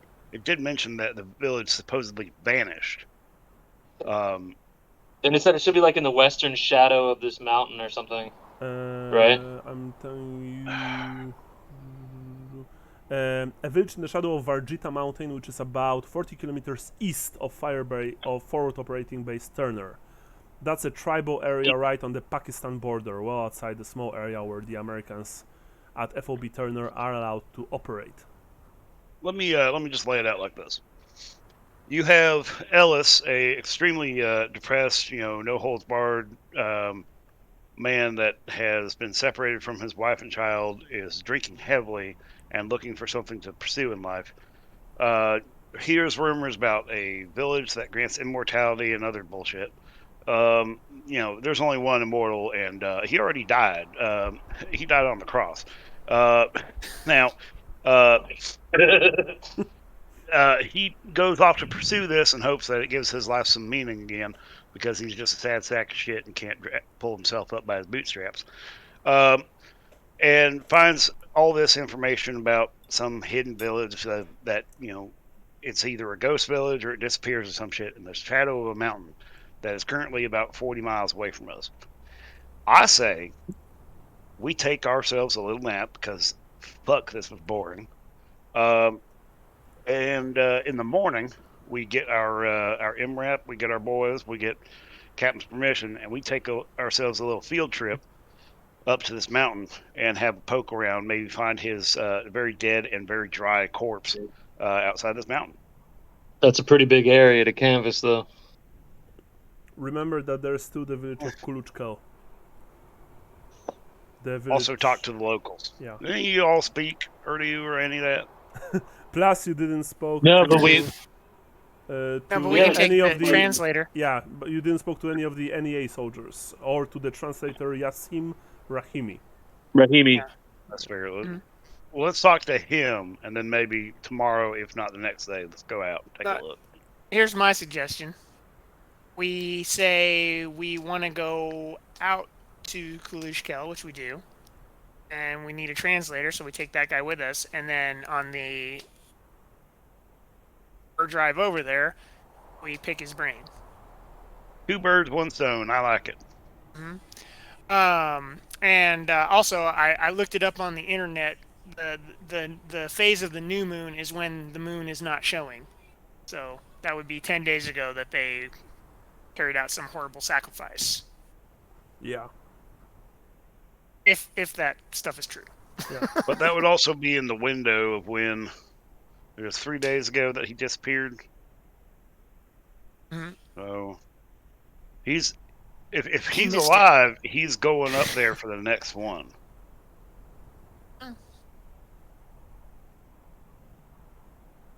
Well, mountains of Afghanistan generally, Afghanistan in general is a very hard place to go through, like on foot. It's very unforgiving. In this part, at least. Yeah, and you know that even indigenous people. Is this in the south of Afghanistan? It's I mean you can see it on the map. It's south of Kabul, which Okay, yeah. So we're yeah, basically in the fucking middle. of Sarhavza district of Paktika. It's easternmost Afghanistan actually. Okay, I was gonna say like most of the west and south of Afghanistan is jungle. Yeah, Like, we're not it's there. pretty harsh that way too. But yeah, we're just in rocky bullshit. Got it. Over by the fun parts of Pakistan. Yeah, The fun parts. Where we're gonna have a party. with Uh, with A Tim search party. with Tim Ellis. Yes. with squad automatic weapons. Yeah, you also remember what Booker told you, if I recall correctly, that Ellis told him that before he died, he wanted to see the gods who are supposedly all around us, because he didn't believe in a single Judeo-Christian god. He believed that there are many, many, many gods, all around humanity, and he wished before he dies to see all of them, whatever this means. Booker also told you that he said it with such conviction and certainty that it was just incredibly unsettling and really, creepy, to put it lightly. Yeah. Well, I suggest we get as much sleep as we can if we're going out to this village tomorrow. Yeah, well, 40 kilometers. Sleeve McDykel. I just read that. What? Mike's. He found Bob's and Dugnut. I'm saving these. That's for the next adventure. That's Agent Dugnut. Agent Mike Truck. Yeah, there you go. Kevin Nogunis sounds incredible. Hi, I'm Carl Dandleton. Anatoly Smorin. Todd Bonzales. Yeah, I like Gonzalez and surname. Mario McCurlwain. Sean Furcotte. Or Furcotti. My I was God, gonna say that, incredible. That sounds perverted. Yeah, it's... Sorry. Hi, I'm Justice Willie Justice.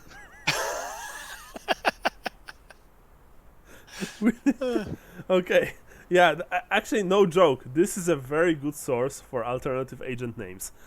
So, I'm not even kidding. Hey, would you blow me? Raw fizzle beef. Yeah. Anyway, Big McLarge huge. Jeff Strong. Yeah, and all of you. Anyway, after a very hard day, especially you, Parker. By the way, there are exhaustion rules in this game, and Parker is getting very close to actually being exhausted. You all just, flop onto your not very comfortable military beds. Let's face it. Now I lay me down to sleep. My weed is smoked, and I have eaten. Yeah. The entire interior of the hut smokes like weed, so thanks, rat. I guess.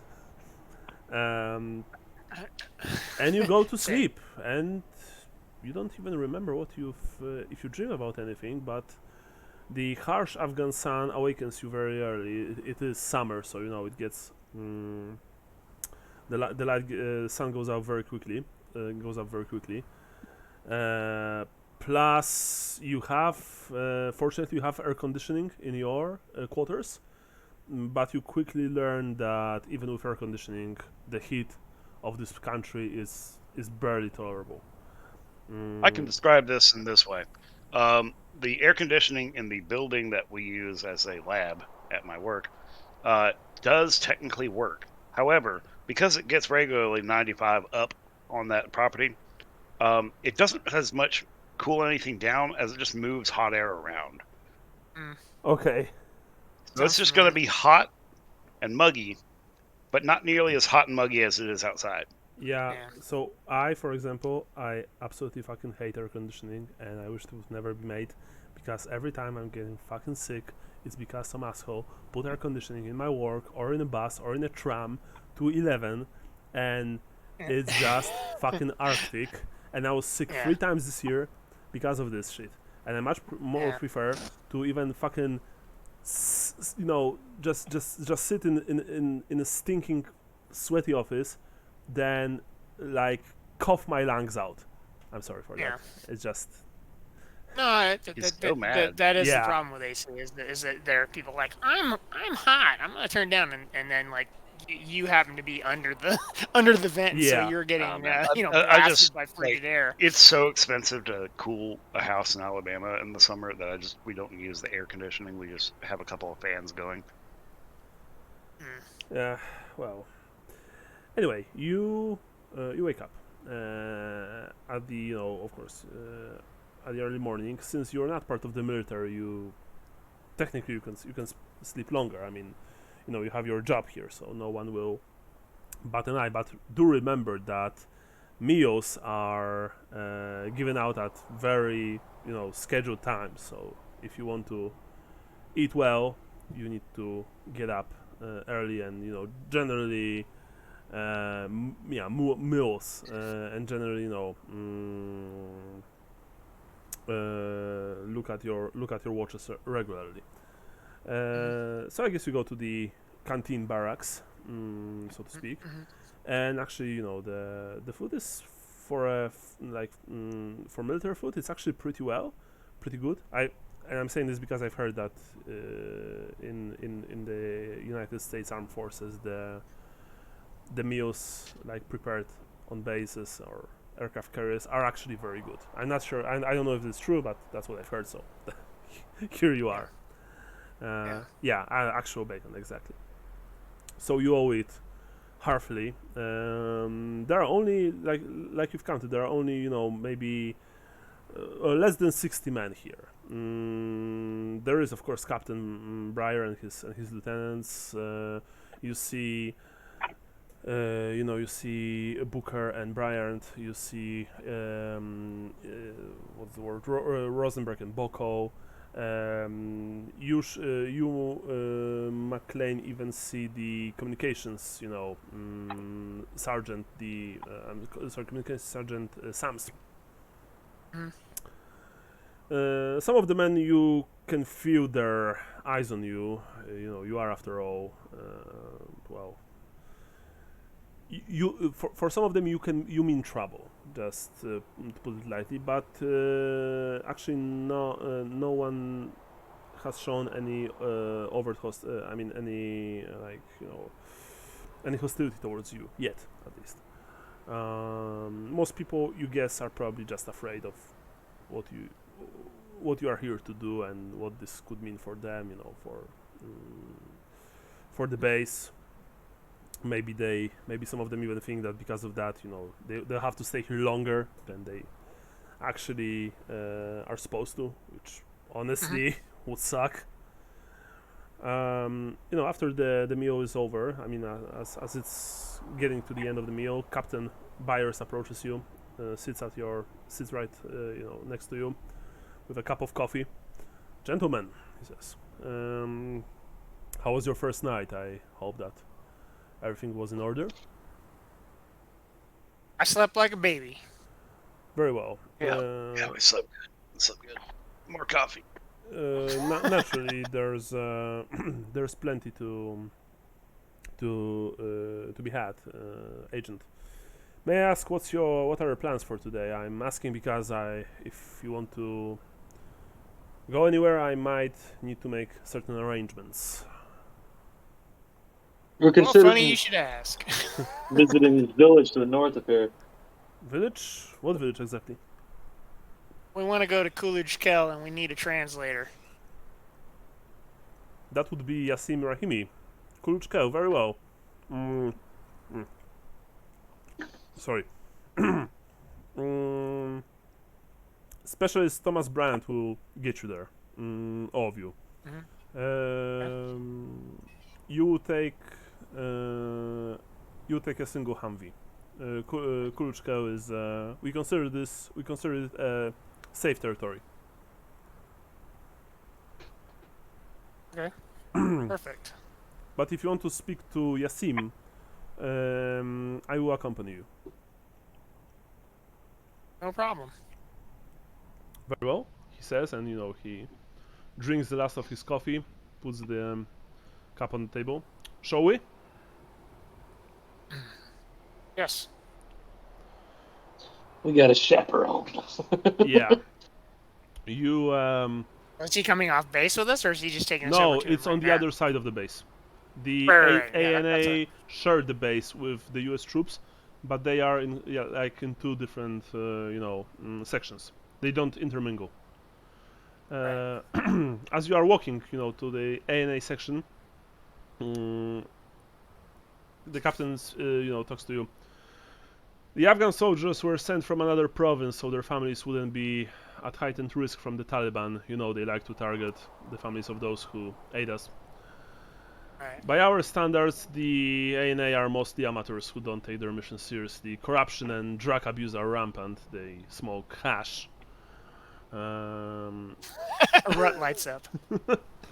How dare they? Yeah, I know, right?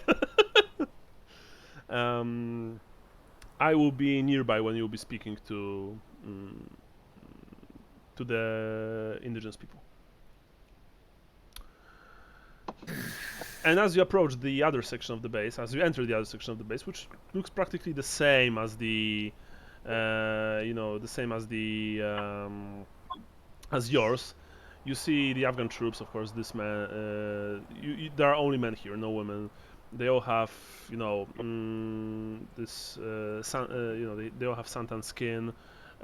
Facial hair is practically omnipresent. They are wearing, a mix of uniform and of various uniforms and gear. Some of them Western American, but some of them probably still dating to the 80s, to the times of the Soviets.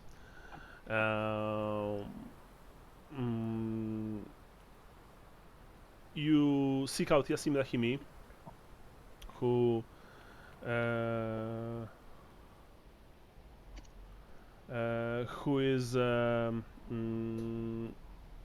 is about 45 years old. You see he's quite, when you approach him, you see that he is quite probably a cheerful man, and certainly very intelligent. You guess that he's an educated man. He actually wears tactical body armor and helmet. He also has a radio at his waist. Captain,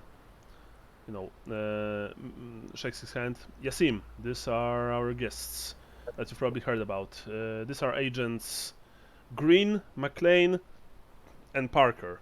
And they're from the States. Oh, welcome, says Yasim Rahimi. Welcome, fine sirs. My name is Yasim Rahimi, and he, offers his hand for you to shake. I work as an interpreter here. How may I be of assistance? Well, we need to go up to Kuluchkel and ask around in regards to our search for our missing compadre. Compadre. Oh, you mean like your man? And he uses the slang word, which he uses very My bad. man. He uses the slang word very badly, by the way. I mean, not like in an offensive way, but like, yeah, you know what I mean.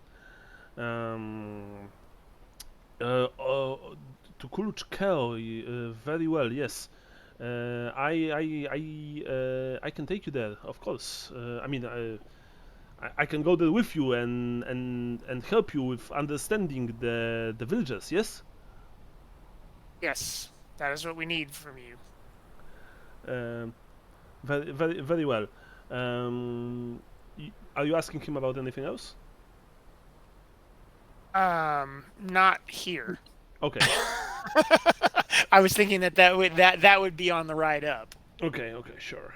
In that case, you go with Captain and Yasir. First you fetch Bryant, Specialist Thomas Bryant. The 20-year-old expert driver and mechanic. Once again, you notice that he's a bit scrawny, acerbic kid.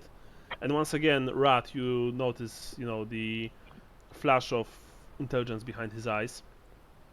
But unfortunately, the laziness is also there. As he sees you approaching, his face kind of drops. He was hoping that, after yesterday's questioning, that would be it. But he, of course, stands to attention, salutes as captain, and you approach. Specialist Brian, you take this man and Yasir to Kuluchkel right now. Any questions? No, sir! Very well. Return to base before lunch. Before second meal. I'm not sure if you even call it lunch in the army, but before the next meal. Probably some stupid name. Yes, sir. That's a -320. Please follow me, gentlemen. Please follow me, sirs, he says. And he points at one of the nearby very old Humvees, which probably had his days of glory long in the past. Yeah. You enter the vehicle. Now, of course, I never drove a Humvee, or even, I never... I was never inside a Humvee, but and correct me if I'm wrong, but I've always heard that they are notoriously crampy, and Yep. and loud, and it's where they're cramped, but the guy next to you is really far away. If that makes there's like coverings for all kinds of mechanical shit. You know what I mean? So there's a lot of space. Like you should be able to sprawl out, but there's no leg room or anything. You know what I mean? So it's like long but low. It's wide. Yes. Very wide. Yeah, wide. Yeah, but it's like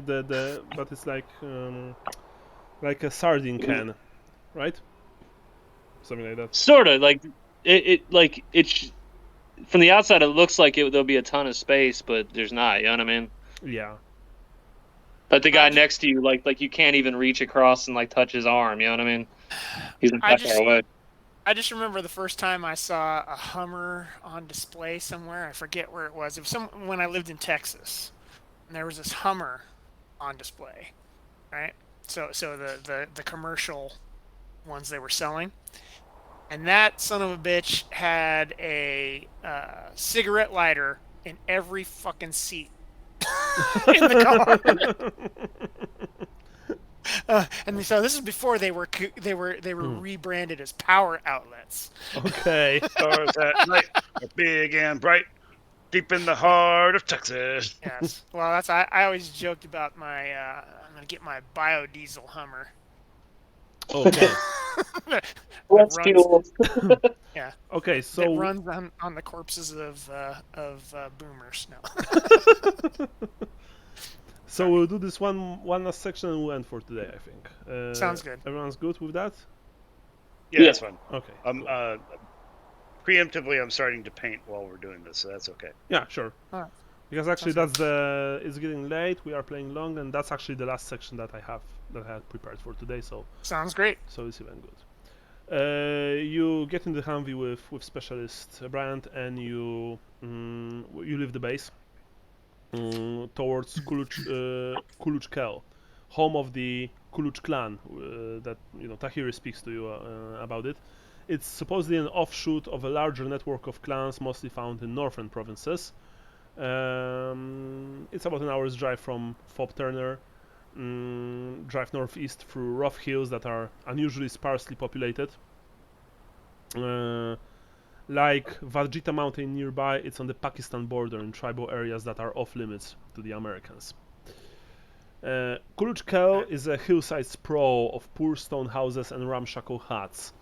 You drive into the village. Of course, there are lots of people just, looking at you, watching you. So Yeah? well, one thing I says on the drive up, I was gonna make small talk with Yasim, but I was gonna say like, so have you ever heard of this Kali Ghati? Okay. He's like, no, no, no. Never heard about this Kaligati. What's Kaligati? Well, we don't know. It's something that Ellis was supposedly looking into, and No, apparently, no, I never heard about it. No.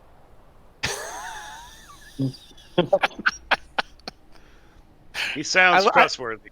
I look at Rut. I look at Rut. Rat, you don't need to roll anything. This man is lying through his fucking teeth. Yeah. Is the captain like within earshot? I mean, we're in a Humvee, so yeah, he's definitely. Yeah, I within mean earshot, you but- are right next to each other. Oh, is the captain still with us? No, the captain is not with you.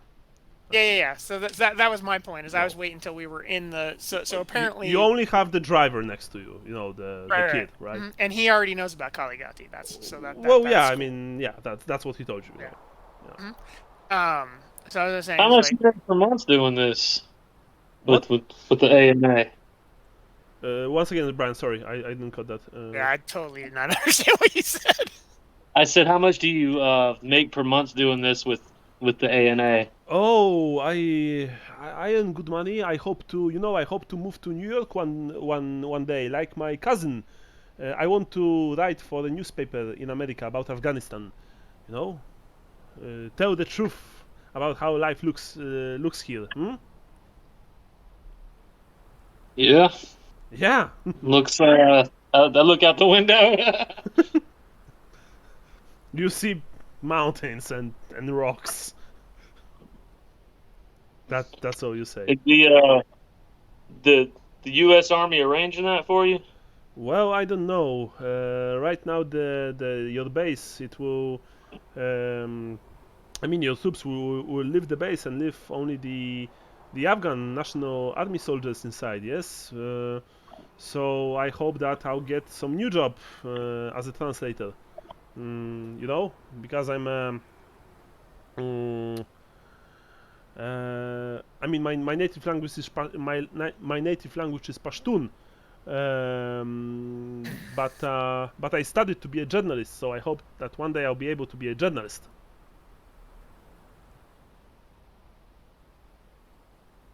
And look at what's your name? Yes, McLean. McLean. Okay. I say, well, we might know some people that might be able to make a few calls, but we need to find out the truth of this Kali Ghati stuff, or at least from the perspective of why our guy would be so interested in it, and none of this bullshit about we've never heard of it before. When you said the Kaligati, you can, you see and you hear him just taking this large breath. Like, look, and he says, I want absolutely no part of looking for it. I'm saying We're not asking you to look. We're not asking you to look for it. We're asking you to tell us what they say about it. I'm saying this without any evidence, but I have deep conviction. Everyone knows Kaligati is cursed and blasphemous. To seek out a place like this is to tempt the wrath of God. Human, how much human do you have, Rat? 50%? I think so. I'm pulling it back up. 1 second. Yeah, I remember him saying 50, but I could be wrong. Humans, I have. The fuck is it? 50.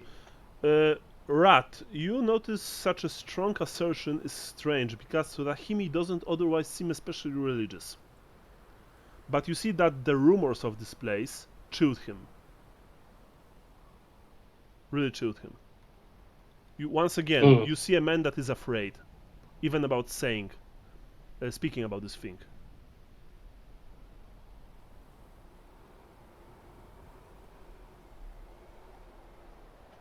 You know anything about the history of about What's the name of the mountain again? Vajrita, Vajrita Mountain. Vegeta Vegeta? Mountain. Fajita Mountain. Fajita Mountain. No, I mean, it is a beautiful mountain, but there is no special history about it. It lies right next to the border with Pakistan, so there are many tribes who are unaffiliated with with the rest of the country. You know, clans like the one that lives in Kuluch Kel, an offshoot of a larger network of clans. People here, the Taliban usually leave them alone, at least for now, as long as your troops are here. But once they leave, they will probably want to reclaim the territories. The women will once again have to cover their faces, and the children will be forbidden education. He says that with bitterness. But for now, for now, life here is, well, it is as normal as it can be. I'm sorry for your country's struggles, but I have to be frank with you, Mr. Rahimi. We're going to be talking a lot about Kali Ghati today, Look, and we're going to need your Kali help. Ghati is a myth, a blasphemous myth that should not be spoke about. This place doesn't You exist. should have no fear about it. There are If things. it's just a myth, what the hell are you so afraid of? There are things in this world that should not be spoken about. Yeah, no, we've all looked up fucking Blue Waffle. We've all looked up Two Girls, One Cup. You know, I get it. When you said that the brand kid, you know, he smirked. What about the goat sea? I don't know. Hey, Brian, some of us are into that kind of shit. Yeah. Fun fact: I tried to watch Two Girls, One Cup twice. Almost puked myself twice. Almost. Didn't manage I to Yeah. kind go. of want some ice cream now. Yeah, didn't manage to go past it, and I don't recommend Some it. soft by the way. serve. It's like, It looks why is there, fake. why is there corn in my soft serve? Oh my god. Anyway, Yeah. Rahimi says,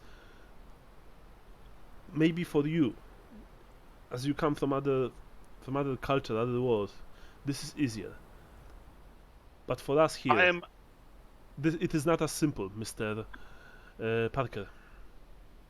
Look, when you enter Kuluch Kel and speak to the village elder Zahir Kuluch, maybe he'll give you some answers. But be wary. Kali Ghati is not a topic that is freely talked about in these parts. Maybe you can help us navigate a way to talk about it without offending anyone. Well, Zahir Kuluch and his clan have good relations with you. And actually, even if with our soldiers moving into your base from far away, I know that they spoke to this missing fellow Ellis several times, but I don't know about what. Sometimes I travel there too with captain or with his lieutenants as a translator. You have nothing to fear from this village or from its people, as long as you are going to remain civil, of course, and respectful of their traditions and customs.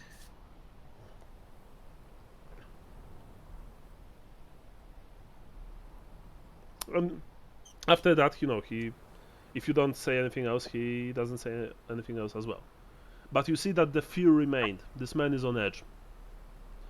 After you've mentioned Kali Ghati. I think that is a good sign.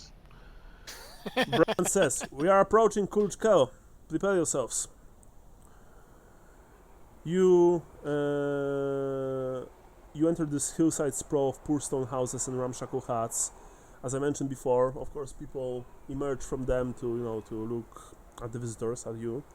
Women who are dressed colorfully and showing their tanned faces, little children who hide behind their mothers, tough, hardy men, completely different than the ANA soldiers at the base. You know, those people, they don't have much, but you see dignity in their eyes and in their stances. They are proud people, fierce maybe even. But they also look at you with with sympathy and kindness. Honestly, you are their guests after all, and for Afghan people, a guest is a very important person, actually. And they take their well-being and very seriously. When you exit the Humvee, Briar stays outside, right next to his vehicle. Rahiri takes you to the largest hut. You are followed by a few men. They are not armed, at least you don't see any weapons. Of course, first he greeted with them and spoke quietly about you. They're just following you probably as a out of tradition or maybe just in case you don't know. You enter the large hut, which is very, very simple, very basic, but inside you meet with Elder Zahir Kuluch. He welcomes all of you, shakes each of your hands, and he even welcomes you in a very, very bad English, so to speak, just like welcome, stuff like that. I'm not going to try and say it because it would be offensive, but you know what I mean. He sets out tea, strong Afghan tea, and snacks. And of course, he's not the only one in the hut. There are many other villagers inside with you. They all sit around you. As a show of good faith, I'm going to put down a pack of cigarettes and stack about 6 moon pies. Bringing my count of moon pies down to about 12.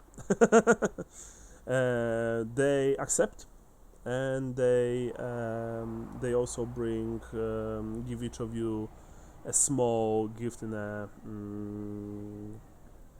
form of this small canvas bags filled with tea, with dried tea leaves from Afghanistan, which actually in the States this kind of tea would fetch quite a high price, because it's authentic.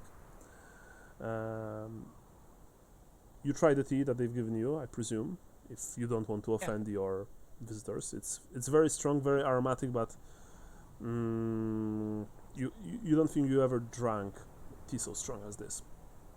The snacks are tasty, and Yasir begins to translate. Yasin.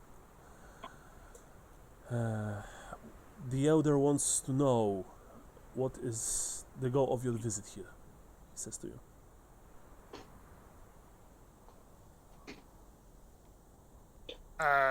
We're looking for Mr. Ellis.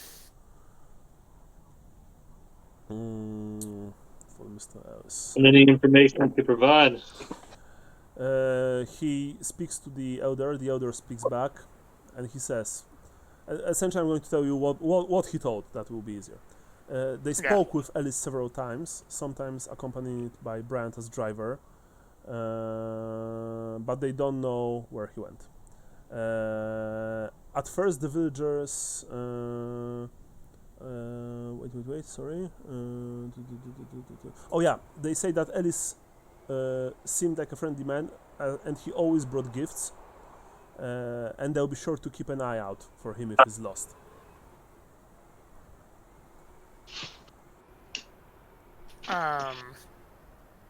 And you haven't seen him in the last 3 days? Once again, Rahiri asks the elder. The other, shakes his head, says, "No, they haven't." What can you tell us about Mount Tajit? Am I saying that right? Vajrita. Yeah. Sorry. They once again the elder. Sorry, Varjita. Varjita mountain. The elder says that it is a mountain. They don't go there. It's not their territory. It is beautiful. No. It goes high into the heavens.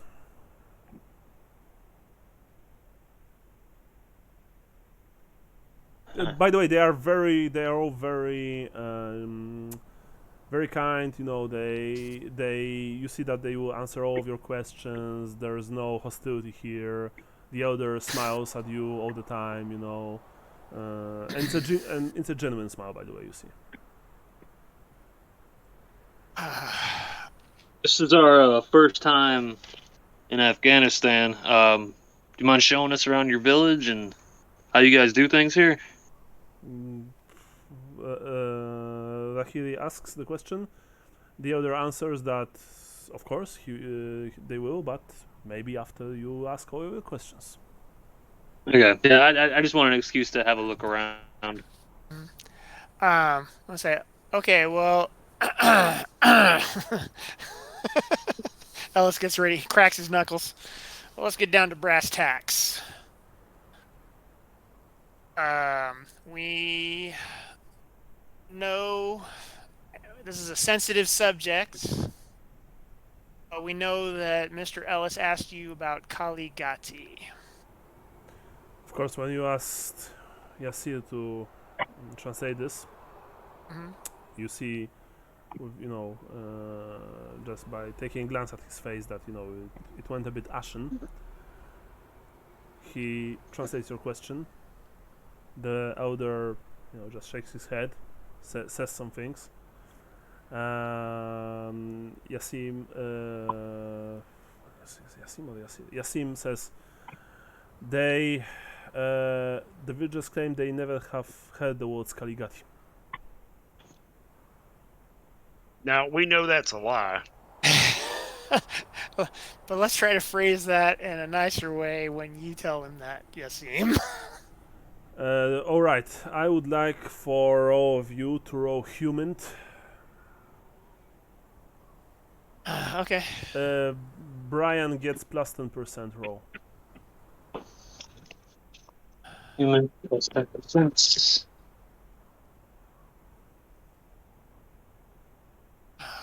This thing is dumb. How do you freaking put in a number? Oh!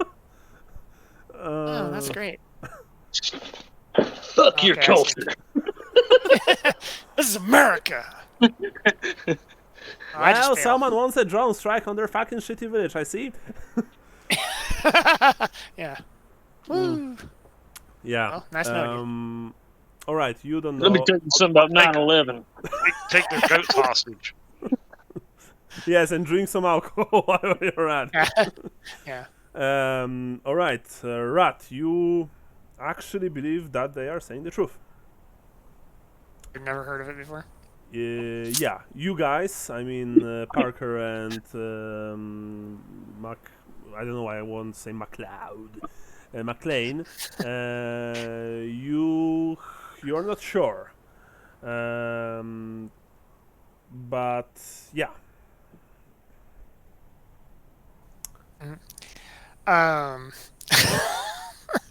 Okay. Do you want to press them? You can press. I'll ask like this. All right, you translate this. A friend of ours who we have been tasked with retrieving we have to get him, or at least news of where he is, was pursuing Ghati, and had tracked himself out here alone to find it. Now, if you can point us in any direction, we'll get out of your hair. We won't bother you at all. It's no skin off your back. It's no skin off my back.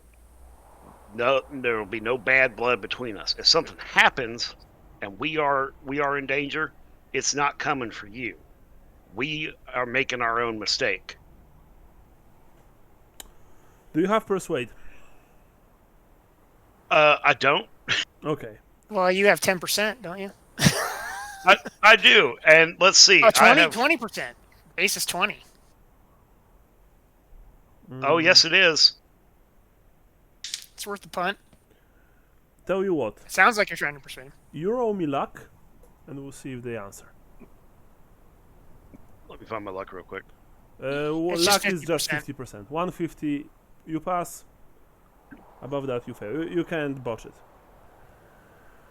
so- When you say that, you see that both the elder and his nearest, you guess, advisors, maybe the most important men in the village, because there are a few women here with kids, but they are sitting like on the edges of the hut, of the interior, right next to the walls.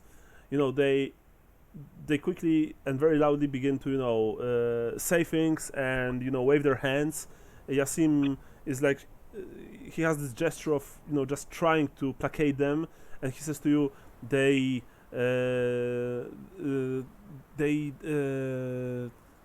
don't understand.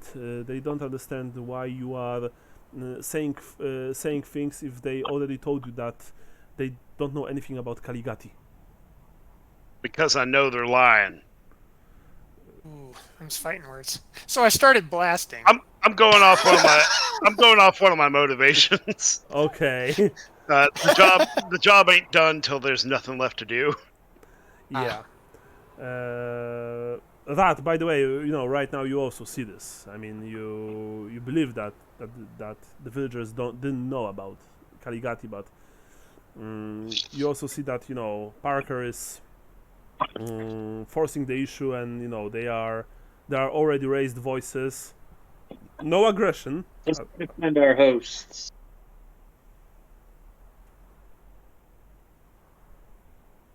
Come again? I'm sorry, did you say something? Yeah. He said that this I said people... let's let's not offend our hosts. Fuck it. You guys take care of it. I'm going outside. I'm going outside to eat a moon pie. Do you want to try once again, maybe? Do you have anthropology, any of you? Probably not. No. Can I use alertness? Unfortunately, no. Can I use bureaucracy? No, you can try and persuade them if you want. Well, I do have 20. Yeah, but I mean, if you you can of course try and figure something out. Maybe talk to Yasim how how he wants to phrase the question so as to get what you want. But for now, you see that this man won't talk. They are shouting. Well, maybe not shouting, but they are loudly. You don't need to know the language to know that they're saying we don't know anything. yeah. So what Yeah, please I would forgive like my to do, friend. Yeah. He's just worried, and because it's been 72 hours since anything's been heard of from our man, so we're trying to find him. We're trying to do everything we can, and we would help you if someone from your village wandered towards our base. I don't know if that's true or not, but I'm just saying. Yeah. So I say, Yasim, come here for a second.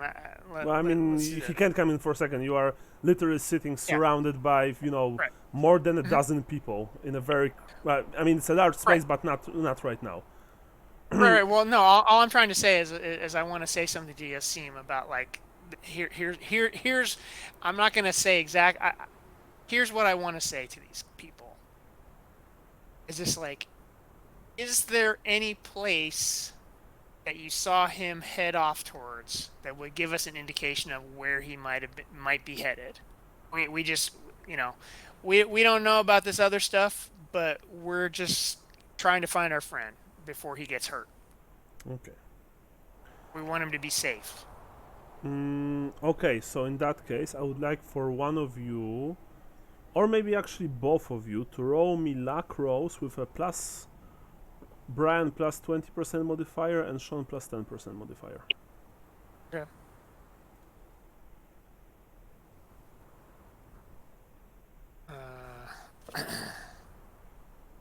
I don't like this. I've got to do too many different things just to roll a fucking thing. Oh, god damn it. Make it, yeah. Oh, plus 10? Alright, I'll just roll it. D100. And I didn't write roll. God damn it. I don't remember how to use roll 20 anymore. It's been too long. Oh, and of course I didn't do it right. Roll space and then 1d whatever. Fuck this. Fuck this shit, I'm out. Yeah. So I started blasting. Plus 10%, you said, right? Yeah. Alright, there we go. Nice. Woo! It took quite a bit of time for Yasim to translate this to, and you see that I mean, not only for him to translate this, but also for the people to actually speak to each other. The village leader Zahir spoke to his, well, probably most important man. By the way, Parker, you are outside, yes? You went outside, if I recall correctly. Yeah. Okay. Yeah. So you were standing outside for like. You've heard this loud arguments for like at least 10 more minutes. But eventually, Zahir, told something to Yasim. Yasim told you that to bring back your men inside. They will tell you what they know, but it will be on your heads. So basically, what I just did. Practically, yes. Yeah, I was just successful. Fucking backwards ass saying bullshit. Well, these are times of Trump administration, so. I was gonna say, what would Jesus do? He would turn the other cheek. Yes. I mean, I can turn the other ass cheek. Yeah.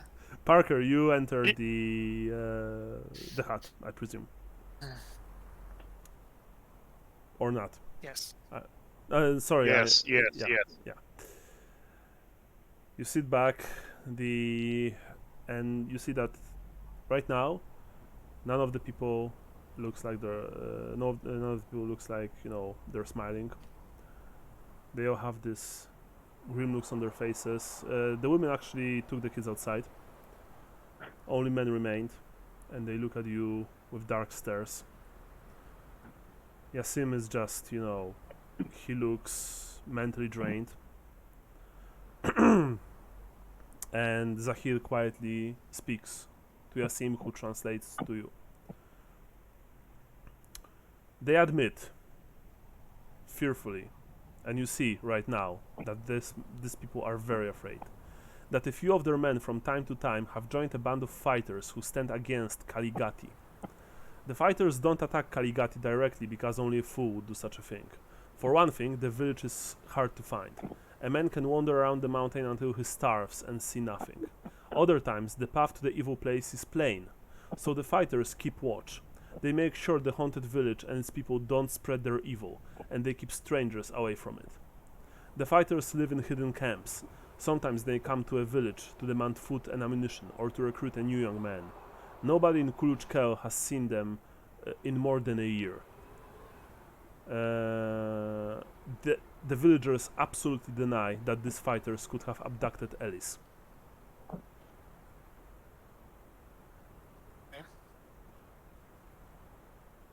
Yeah, I'm not sure they did either.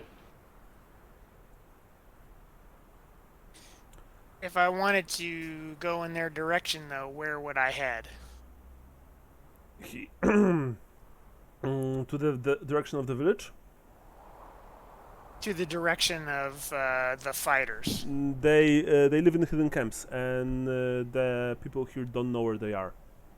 The fighters never say where their camps are hidden.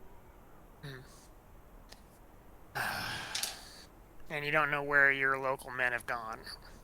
They say no. They say that they only sometimes take new young men to join their cause. Usually just food or ammunition. They have no idea where their camp might be located, but they do say that these fighters, they stand against Caligari and the evil that it supposedly spreads.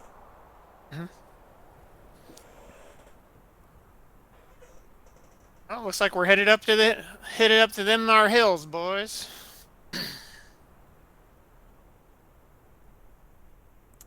Yasim asks you if he should ask about anything else, or if that's all. He also says to you very quietly that perhaps it is time to leave. Do you have any advice for us going forward? Yasim asks Zahir, and Zahir answers with a single word: don't.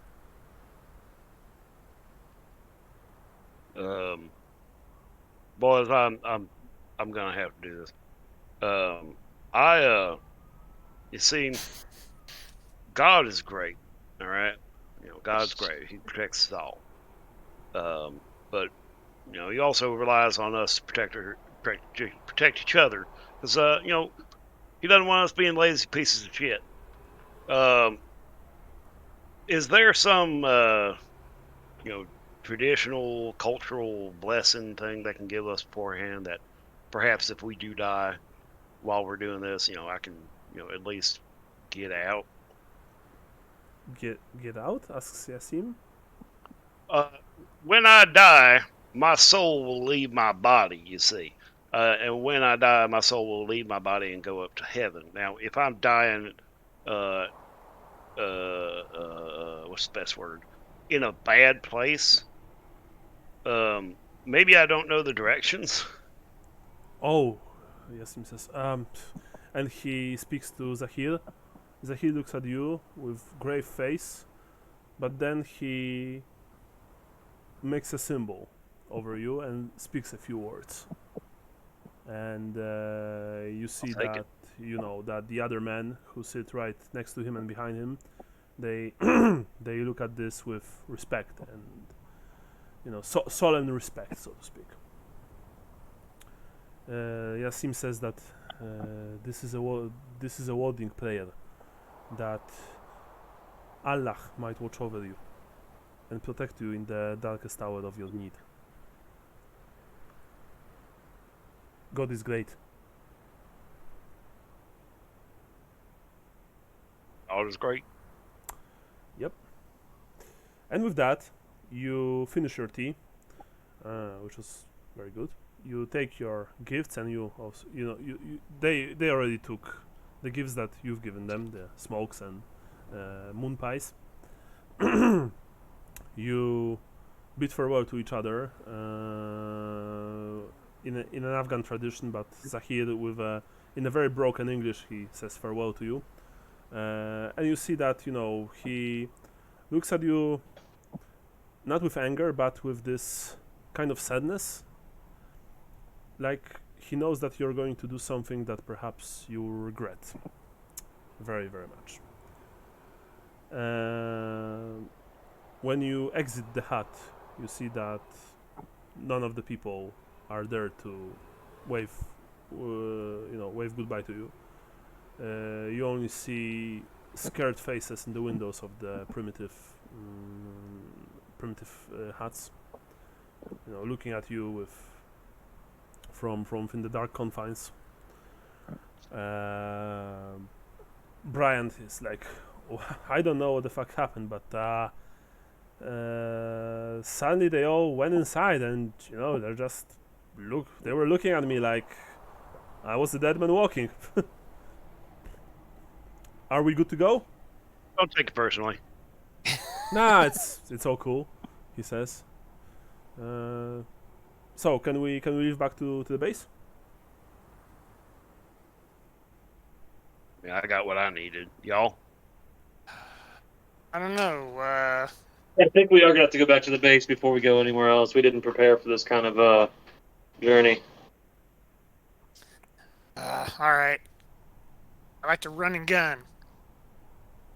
We'll go back. Yeah, well, you remember what Captain said, that if you want to take a longer longer trip, you need to go in MRAPs with an escort. Right. So yeah. Right. No, I know. I was just gonna Yeah. I was just gonna book that. Plus, but yes. you don't have.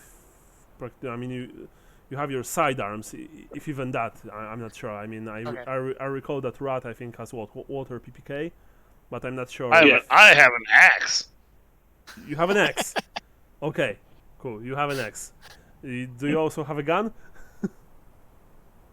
I have an axe. Okay. Does MacLeod have a gun? I- Glued to the back of his to his back. Yes. It's Santa duct Claus tape. tape. I'm even wearing shoes though. Yeah, I do have a Beretta 92 FS. All right. So you have two men with guns, two men with guns, and one guy with an axe. Well, I also have a knife, but it's just like a pocket knife, or it's not like a Yeah. a machete. It's not a machete. Yeah. Yeah. No, well, mine is more like a lock blade, so I can stab somebody with it, but it's not. It's not like Sure It's thing. not a K-bar. Sure thing. Right. You get back into the Humvee and you drive back to FOB Turner. The trip back is uneventful. Yasim doesn't speak unless he's spoken to, and he just look outside the window. Bryant is, whistling some tune under his nose. When you'll be back, you'll probably speak to Captain and organize the expedition. Mhm. The road to Ghati awaits, but it will have to wait for next time. For now, this is it. Now, in Delta Green, you don't get experience points. Right. You only advance your character between missions, Mhm. and we'll cover that when the time is right. Just so you know, there are quite a few options for you to do during the in-between time. Mhm. You can learn new things. You can work on your relationships, bonds, stuff like that. You can, of course, try to regain sanity. Always fun, and something else. But for now, we're ending. This is the first session of Delta Green. So, tell me, as we are ending, what do you think about it? It's good. Yeah, it's fun. I like it so far, yeah. So one thing I just did is I looked back at my rolls and which ones I failed, and I ticked the boxes of the two that I failed so far, occult and human. Yes. Remember to tick the boxes. Very thank you, Sean. I forgot about it. So it looks like Agent Parker can also tick bureaucracy. Yeah. Fun. Otherwise, it looks like we. Oh, and I guess we can all. Rut can tick persuade. Yeah, persuade. Persuade and human, I think. Yeah, human. If you failed human, Yeah. which I did. Yeah. But Rut succeeded on one human, but I guess not on the other or something. But I know he failed on persuade for sure. I'm just looking. And, and you tick the boxes where you failed. So yeah, you can just go back through the log and look at it. So except for luck you can't tick because that's always 50%. No, you can't tick luck, and you also can't tick the unnatural in any way.